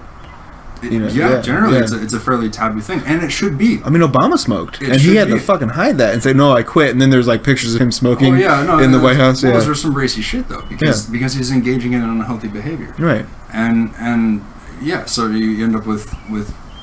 But if anything, I think he deserved that cigarette, because like if especially around the drone strikes. He's like, oh my god, I just killed 12 innocent children. I need a cigarette, dude. This fucking sucks. Dude, that wedding Yeah. bombing and shit. Oh, It's horrendous. man. But, That was worse than George R. R. Martin wrote with the Red Wedding. no, it wasn't. Dude, you need to read that again. Yeah, that was pretty bad. That was pretty bad. But yeah, I just like this whole bent that she has on it, where she's trying to turn it into acceptable, because if she is a journalist and she's a personality, she has influence, and this to me is just as disgusting as an actor or a journalist or a TV personality going on and saying that smoking should be acceptable. Yeah, it's called the fat acceptance movement. It's almost like it was called the smoking acceptance movement. Well, it's almost like they hijacked the handicap movement, right? Where you had like handicapped people, and I thought it was a little ridiculous. And the race movement and the homosexual movement, Right. and people who actually had real struggles, like a guy with both legs missing, and going, "I'm not handicapped. I'm handicapable. I can still do things," is less ridiculous than her going. Can I just say I fucking hate that word, handicapable? I don't like it either. I think it is a little ridiculous because there's just certain things you can't do, but the mindset is good. It's positive. I just dislike the word. I don't like the word. Yeah. It's like handy. I'm handy capable. Like I'm a handyman. Like I don't.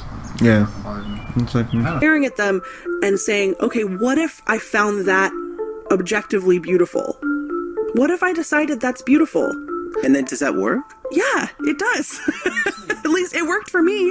And then it really looked beautiful. Yeah, really genuinely. And it felt like some sort of sorcery. Like at the time I was like, how is this possible?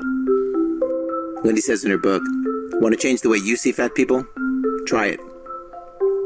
So, that stuff is rewiring her brain, and she's thinking about it a lot. And to get back to our story, her boss is saying these demeaning things about fat people, and she decides, enough. Okay, back to her reading. And I'll just say, we have unbeeped some words here on the internet version of our show. If you preferred a beeped version, there's one on our website. Something lurched awake inside of me. A lifetime of being talked down to about nutrition, being kept secret by men I was dating, being both invisible and too visible, finally foamed up and spilled over. I emailed Dan privately in November of 2009. In my memory, I asked him to please consider his words more carefully before writing about fat people, to remember that we're human beings with complex lives, not disease vectors or animals. I was timid, pleading, or at least that's how I... yeah, when did he say that? I do actually remember that. Well, he didn't say any of that shit. Right, yeah. That's all, again, you're talking about, it's projection. Yeah, she sees herself as those things, so therefore anyone who's criticizing just obesity as a problem therefore must be thinking these things about her. But no, my point is we've talked about her as childish and impulsive, and we've pointed to some of her other articles. I'm willing to bet she's childless as well. Not that, hey, whatever personal decision you make in your life, I'm just... so PC. Yeah, I'm sorry. It was a funny it's the influence. Oh my god. But no, so what she's about to write, I mean, for those of you who are employed, hopefully most of you are, just try to picture yourself ever being in a position where you could write something like this to your boss. What she's about to say. Yeah, and... Just blew my fucking mind. I mean, our old boss was probably the worst boss you could have. And, like... She wouldn't even write that shit to me, though. We wouldn't write that shit to her either. Well, no, that makes sense. Is like, she's a horrible boss, of course you wouldn't. But like, even if her and her crazy power-tripping position of authority over you wouldn't abuse it to the extent that this chick is about to with her boss. Right. Just imagine yourself writing this. Remember it. While writing about all this, I looked up the original exchange, and it turns out that my memory sucks. Here's the actual email that I sent to my actual boss. To Dan Savage. Subject: hello, could you lay off the fat people shit? Just curious. Who are these hordes of fat people chasing you around insisting that eating pot pies all day is awesome and good for your health? Because, I don't believe you. That sounds like a straw man, and I know some of your best friends are fat or whatever, but you sound like a bigot. Also, your super fucking obvious and regressive point has been made. Everyone in the world already thinks fat people are lazy and gross. Then I went all caps. We get it. You are not breaking new ground here. Back to regular case. Being fat is its own punishment.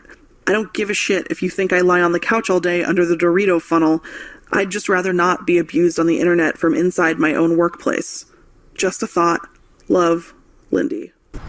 So, this Passive is aggressive. not only passive aggressive, but Just she the love Lindy line. she referred to being fat as its own punishment. So objectively, it's not something you should be advocating for. And two, until this point, I really wanted to think Lindy was a good person, but fuck you. Like, Yeah, write to your boss. Can you lay off the fat people shit? I mean, not only did she contradict herself through all this fat advocacy bullshit, saying that, hey, it's good, it's fine, I'm doing all right, thank you. It's like, oh, now it's a punishment. It's just, I actually caught my own contradiction. It's funny you point out that one because I didn't even catch that. I don't think you caught the earlier one. probably not, yeah. She said, it's not like we don't know that sitting around eating pot pies all day. This is not word for word, but it's not Right. like we don't understand that sitting around eating pot pies all day is unhealthy for you. Or being fat is being unhealthy. But she stated earlier, like, there's no correct way to be. Right, I think that's the... So she's, yeah. she has been, to some extent, denying that there's a very distinctive link. I mean, she said, earlier, like, it's not like we're dying right in front of you. It's like, well, you're not going to die in the next 20 minutes, but, like, chances are, if you look like her, you're probably going to die of obesity-related complications. Oh, yeah. Almost certainly. If you live like that for your entire life. We'll throw up another image for a refresher, but... Right. Yeah. So I mean, she's kind of been denying that there's this link between being healthy and being, some kind of she's been denying the fact that from a health point of view, there is an appropriate weight. I think And that's then she went and said there, when you tell us that we're fat, we know that it's unhealthy. So which one is it? Right. I think that's the stronger contradiction, because obviously she could say... Yours was good too. I think, like, she could say, well, it's a punishment because people fucking make fun of us all the time. And I'm like, alright, yeah, that's probably true, but... Dude, if you can't, like, move through the world because of your weight... It's punishing, and it's punishing, and it's got to be... I mean, you were talking about, you've been doing good on laying off the cigarettes recently, and you feel better for it. Yeah, Not to say that people can't be fat and jolly, but I feel like there's got to be a strong benefit on your mind from being at a healthy weight, from not struggling from obesity-related complications, not getting out of breath as easy. That directly applies to cigarettes too. Actually. Right. So you lay off that shit and you feel better. Yeah. You feel better for it, and it doesn't mean you can't be a person who smokes cigarettes and also be happy. But it's certainly got to aid you on that. It definitely does.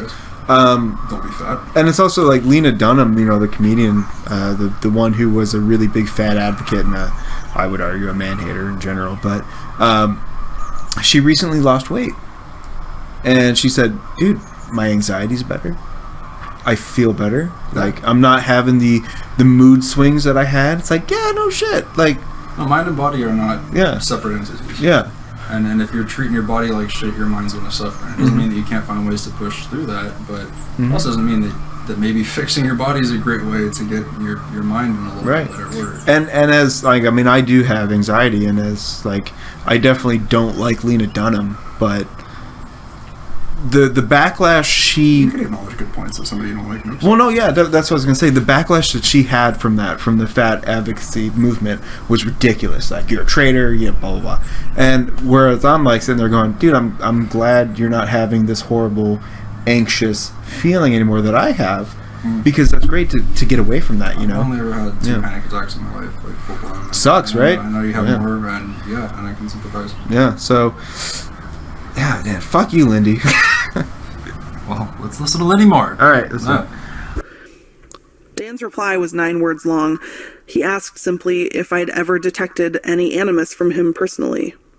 Nope, not at all, I wrote. So, immediately gets to the heart of the issue and basically says, am I writing about the obesity epidemic? Or am I attacking you personally? But wait, she immediately concedes, no, you're not. But she adds a little... not my point at all either. So she, kind of... Man, you really do have this thing memorized. But yeah, that goes back to the whole passive-aggressive thing. It's like, well, what was your point? What was her point? Was that she's putting a bunch of fucking words in his mouth, making it seem like he hates her, and it's all projection. And he got right to the heart of it. She wrote this huge childish rant, and he just replied, "Did I ever do anything to you personally?" Yeah. And she's like, "Well, no, but that's not what I was saying." It's like, well, what the fuck are you saying? What are you trying to get across here? Except for the fact that you don't like people pointing out that obesity is bad for your health. Right. Objectively. And that's what he wrote about. And I went and looked up some of his shit, too. I didn't know Dan Savage is a huge... sorry, I don't even know the word for it, but anti-obesity advocate. I didn't know of him for any of that. She makes it out as if that's all he's ever fucking writing about. Yeah. And he's not. I know him from a lot of other shit. I'd never heard anything about that. I had to go search for articles of his where he's talking about this. And then when I read him, it's like, yeah, again, he's not being nice about it. I don't really like people who do pussyfoot around issues like that. It's part of the reason I like Dan Savage. But yeah, no, he didn't say that. And then he asked, did I say anything to you personally? No. Yeah, I'm not familiar. Like, I have no idea who Dan Savage is in any context, and she just makes it sound like, if you want to find out who Dan Savage is, look at fathaters.com. Right. But it's not what he's about at all. It's not the majority of what he's published for consumption. I wonder if that's a real site. Fathaters.com. I'm sure it is. It probably is. It's probably all the good domain. It's probably like almost anything on the internet. It's horrific porn. Safe bet. Yeah. Hey. He said he heard me, but I was accusing him of being a bigot, a serious charge against someone exhibiting, by my admission, no animus.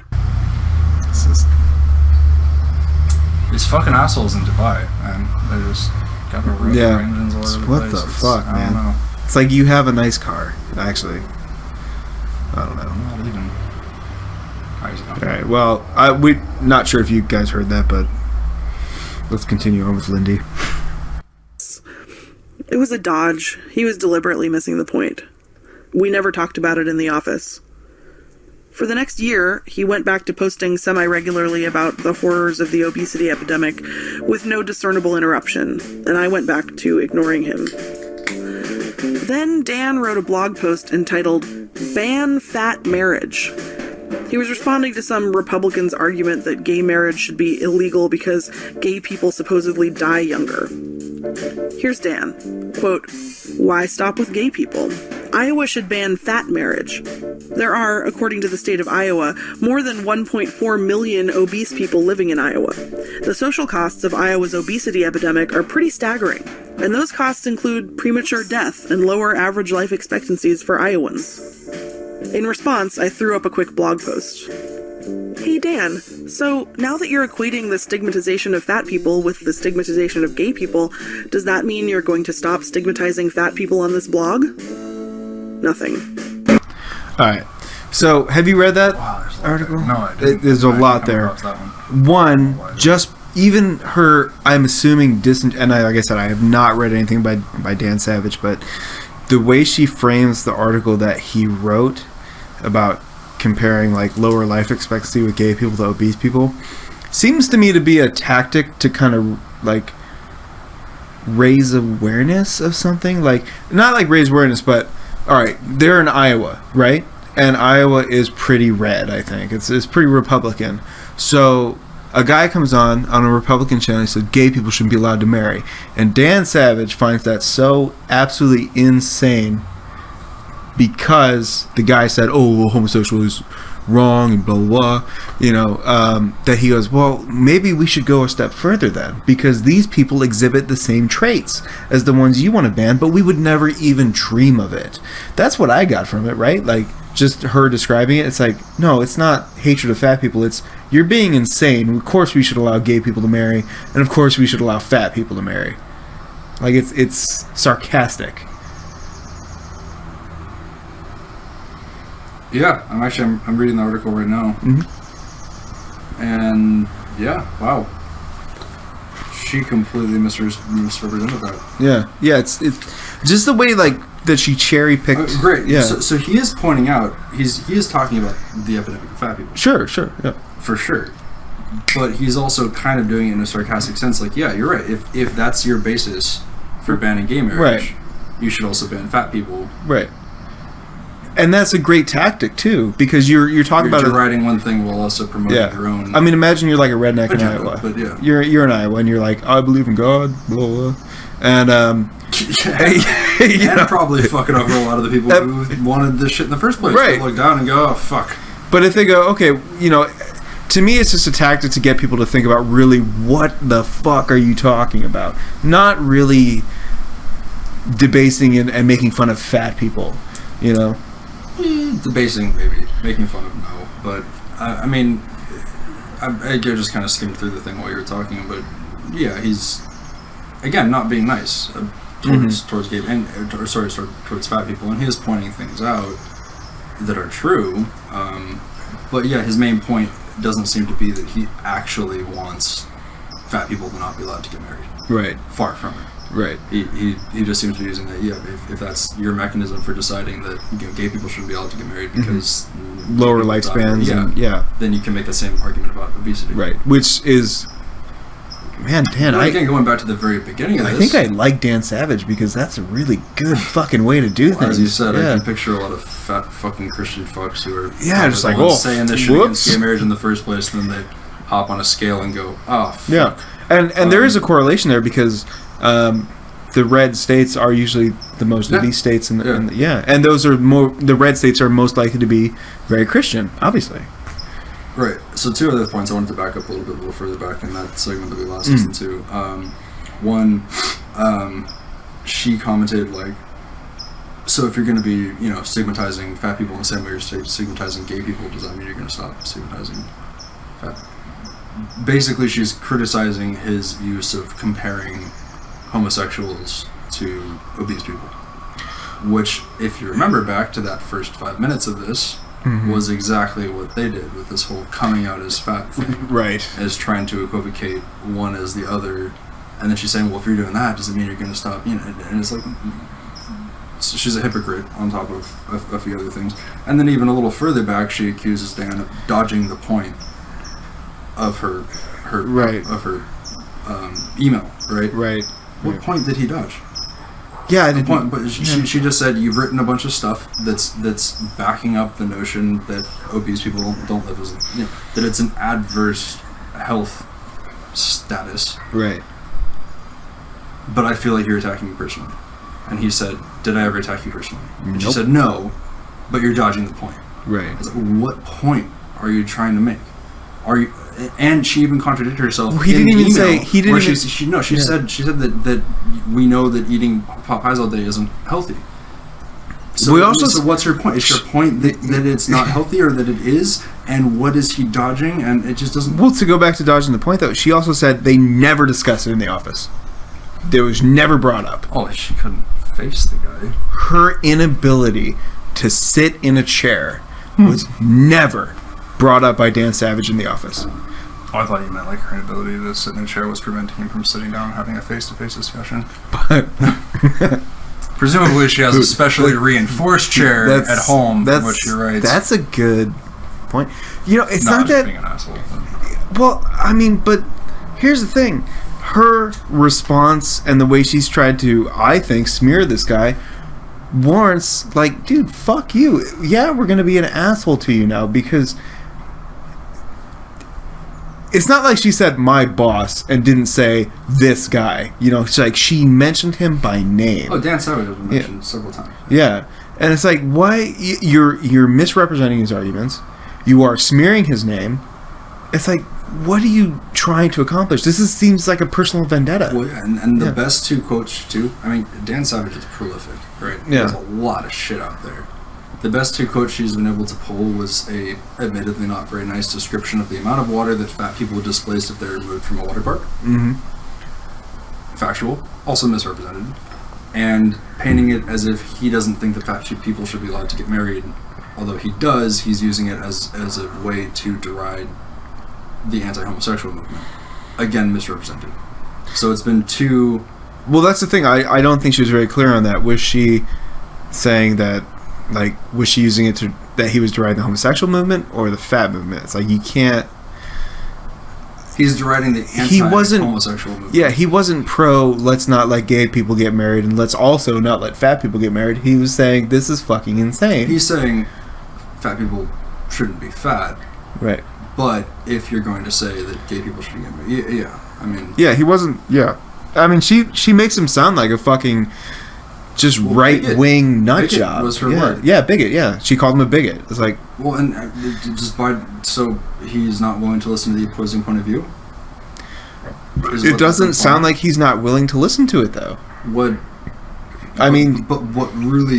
medical evidence does she have to say that she doesn't? She has her fifis. Right, but that fat lifestyle isn't adverse to being healthy. I mean, she doesn't have any. It's pretty safe There's to say no argument there. At least twice she's contradicted herself just by trying to make a point. I would say that's safe. Yeah, and I would probably more like 3 or 4 times she's contradicted herself. So, well, look, why stop there? Let's keep going. Yeah. I waited a few days. Nothing. I looked back over our old email exchange. My private confrontation with Dan had gotten me nowhere. Taking a quick, vague swipe at him on the blog had gotten me nowhere. So I did what, honestly, I thought Dan Savage would do. What he'd taught me to do over my years at the paper. On February 11th, 2011, I wrote a scorched earth essay and posted it publicly at the tail end of a sunny Friday afternoon. The post was called, "Hello, I am fat." It included a full-body photo of me taken that day by Kelly O., our staff photographer, with the caption, 28 years old, female, 5'9", 263 pounds. It read as follows. Jesus Christ.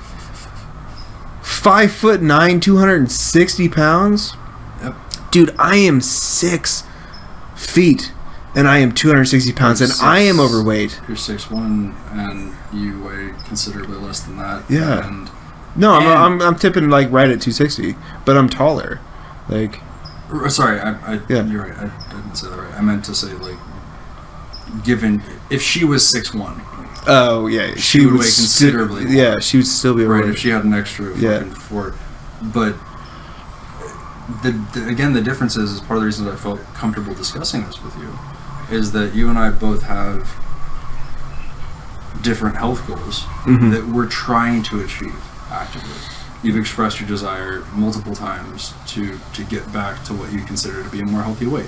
Yeah, my fighting weight. You're not, but you're not sitting here saying, I'm this weight, accept me, No. shouldn't shame me, you Yeah. should still find me beautiful, blah, blah, blah. And again, I don't hate you. But Well, I think if you found me beautiful, our relationship would be a little different right now. Touche.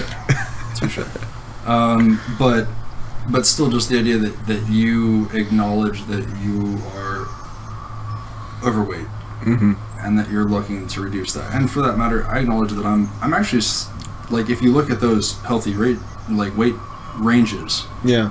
if I plug mine in compared to my actual weight, I'm below that. Right. So I'm just as unhealthy. I'm just on the opposite end of the spectrum. Mine's more likely. I mean, I don't really see how it could be malnourishment, but yeah, it seems like there needs to be a little more meat on my bones for me to be healthy, and for you a little less. Right. But we both look at that and go, okay, that's the way that it is. Yeah, that's the way the medical community has decided is what's best for us, and we're going to try to achieve that. Yeah, and as not a fucking doctor, I have to go, okay, that's all right. Yeah. Well, we're going to fail. Is the other thing is that I don't reject the idea of accepting failure, because I don't live up to my calorie intake every day, and I don't live up to my protein intake every day. I don't work out as often as I should, Right. and all this. And I'm sure that kind of the same is true in reverse for you. All the same for working out and more cardio or whatever. I had a pint of ice cream the other day that I'm not too proud about. Yeah. Whole pint. Yeah, whole pint. That's what I said. Just stick to the sample spoons. Yeah. But we can embrace failure on our part, but we can't embrace giving up. And Exactly. And that's kind of Yeah. going back to the very beginning of this, the political correctness blowback, the acceptance of giving up, Yeah. not of failure. failure needs to be accepted, needs to be embraced. This is a natural part of getting mastery of anything. But the idea of there's nothing I can do to change this, it's always going to be this way, there's nothing I can do, it's an impossible or imaginary future. Yeah. Impossible Well, I future or think though something. too, like, you know, like I said, I was fat in high school and I lost all the weight, and I was down to like just a healthy 170, which at my like neck girth and everything is a good weight to be at. And actually, I think the doctor told me I was a little bit underweight. I should be at 180, just with all factors. And but when I was there, man, fuck, I felt good, you know, like, so that's the goal. I'm not going to give up until I get there. Maybe I won't get there. Maybe I will fail. But it's, you know, it's just I know what that feels like, and I know how much happier I was at that weight. So let's have that to strive for, you know. Right, but don't give up. Yeah, don't give up. Don't blame it on your inability to count almonds. Which I never really cared for almonds. A little bit. Not a huge fan either. Yeah, it's like, I think because I did the raw food thing for a while, which is mainly salads. Actually, and dude, yeah. if you randomly sauteing sliced almonds, Oh, really? a little bit of olive oil, like little bit of olive oil, in a pan, and you have to buy them prepackaged. I don't know how the fuck you cut them without breaking them, but they're like really thinly sliced almonds, and you saute them a little bit. They get a little charred on the outside, not charred, but a a Yeah, you put that on a salad? roasted on the outside. Oh, man. Put it on a salad. Oh, That sounds delicious. good as fuck. Look, Lindy, we're already figuring out ways to do this. And I didn't have to count a thing. Yeah. I mean, well, maybe a little bit of olive oil, you know, but... Oh, I just gauge it, eyeball it, you know? It's Yeah. not hard. And by the way, I'm looking at this quote-unquote scorched earth article that she wrote back to try to counter Dan's factually based point. And it's a bunch of feels and, shit that he never said. First of all, I mean, literally quoting shit that he never said. And a bunch of feelings. And I don't like the fact that I think that you think I'm you. Yeah. Not that... She's not putting anything in here to counter the fact that Dan was making, which was that being that overweight is objectively unhealthy. She's not providing any evidence. Yeah, I don't think, like, I really appreciate how disingenuous she was really being the first time I listened to this. You know? It's like, okay. Sinking in now? Sinking in now? It's really sinking in that this is a person that is... I mean, it's so clear she has a vendetta against this guy. And her fat identity ties into taking down a guy who she feels oppressed her in some way. While still working for him. While still working for him.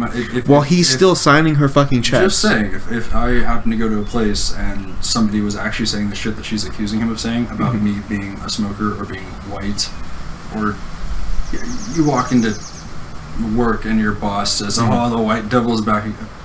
How long do you think it's going to take you to quit? Yeah.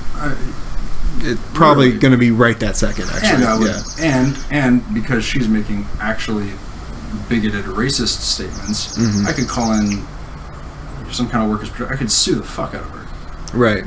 She can't sue the fuck out of him because he's not he's not writing her personal email saying, I find your body disgusting. He's posting articles saying anyone who denies the obesity epidemic should look at this place where literally the volume of the people there displaces water.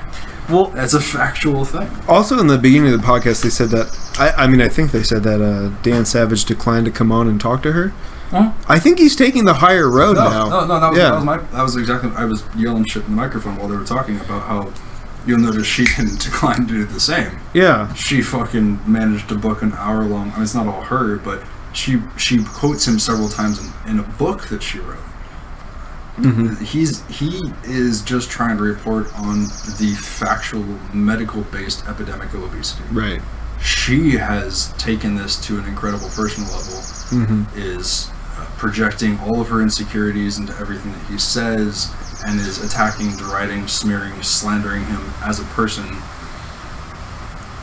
for doing these things, which are factually based, and way more obsessed with them than he is. And as you said, we're doing a podcast on this, but who the fuck knows what we're going to be on next week, right? I'm not obsessed with this You're not obsessed with this. Dan Savage isn't obsessed with this. Yeah. But she is. Right. This is her life. Fucking obsessed with this. That's what she is. She's a fat journalist. Right. It's her identity. Right. And I mean, we did it earlier. You just look up her name under Google Images, and you will get that.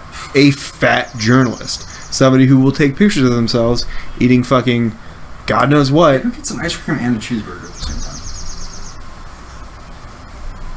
It's one after the other type thing. Yeah, exactly. Like, you fucking eyeing a cheeseburger. Hey, man, She's literally posing with fatty foods in an unrealistic consumption scenario. For the wait. I don't know. For us, it's pretty unrealistic.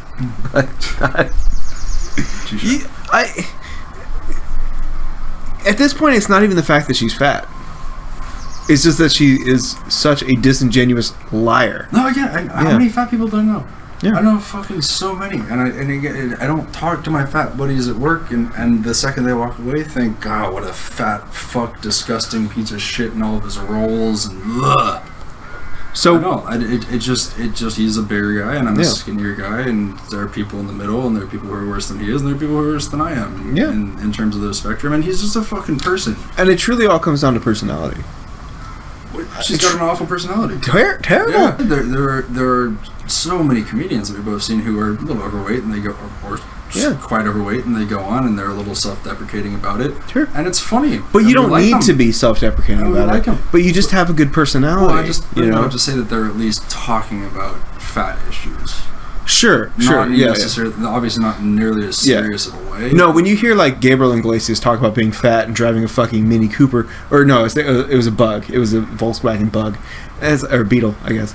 And it's like, dude, that's a funny story. No, you're a 400-pound Mexican in a car that you would be uncomfortable in. Yeah. No, I look at some sports cars. How the fuck am I gonna fit in that? And I remember I'm a small fucker.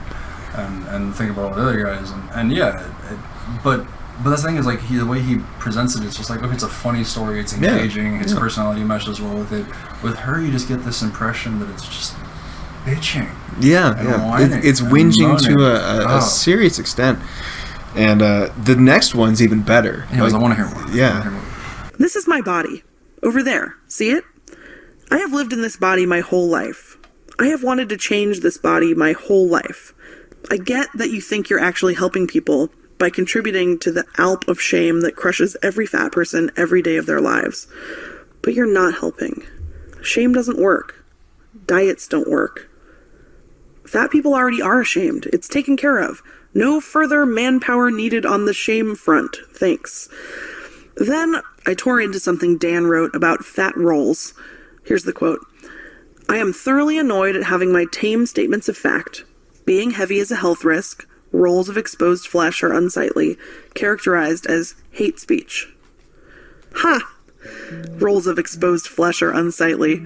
That is in no way a tame statement of fact. It's not a fact at all. I would agree with that. Well, kind of.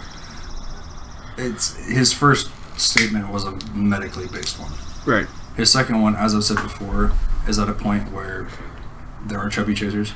Yeah. I'd say there's maybe 100-pound range on average that people find women attractive at.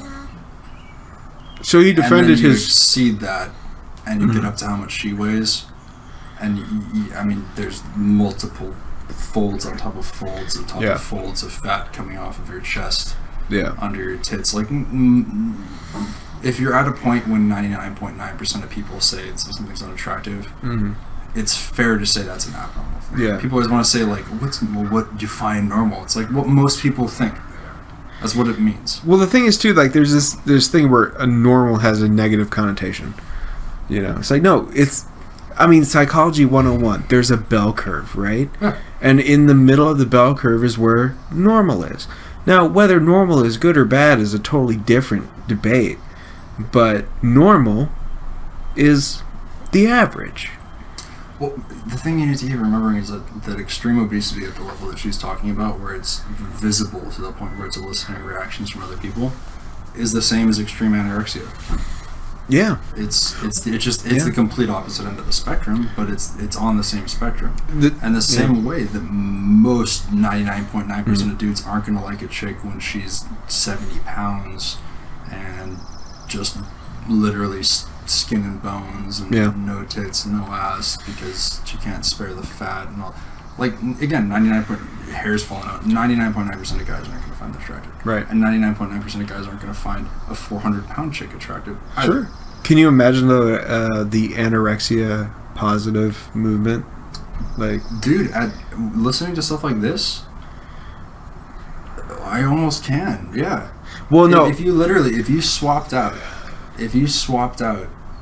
like, just fat for skinny, and talked about, difficulty that you had being thin as opposed to, it is a slightly different issue, I'll grant you that, but if you swapped out enough of the topics, a lot of the arguments are essentially the same.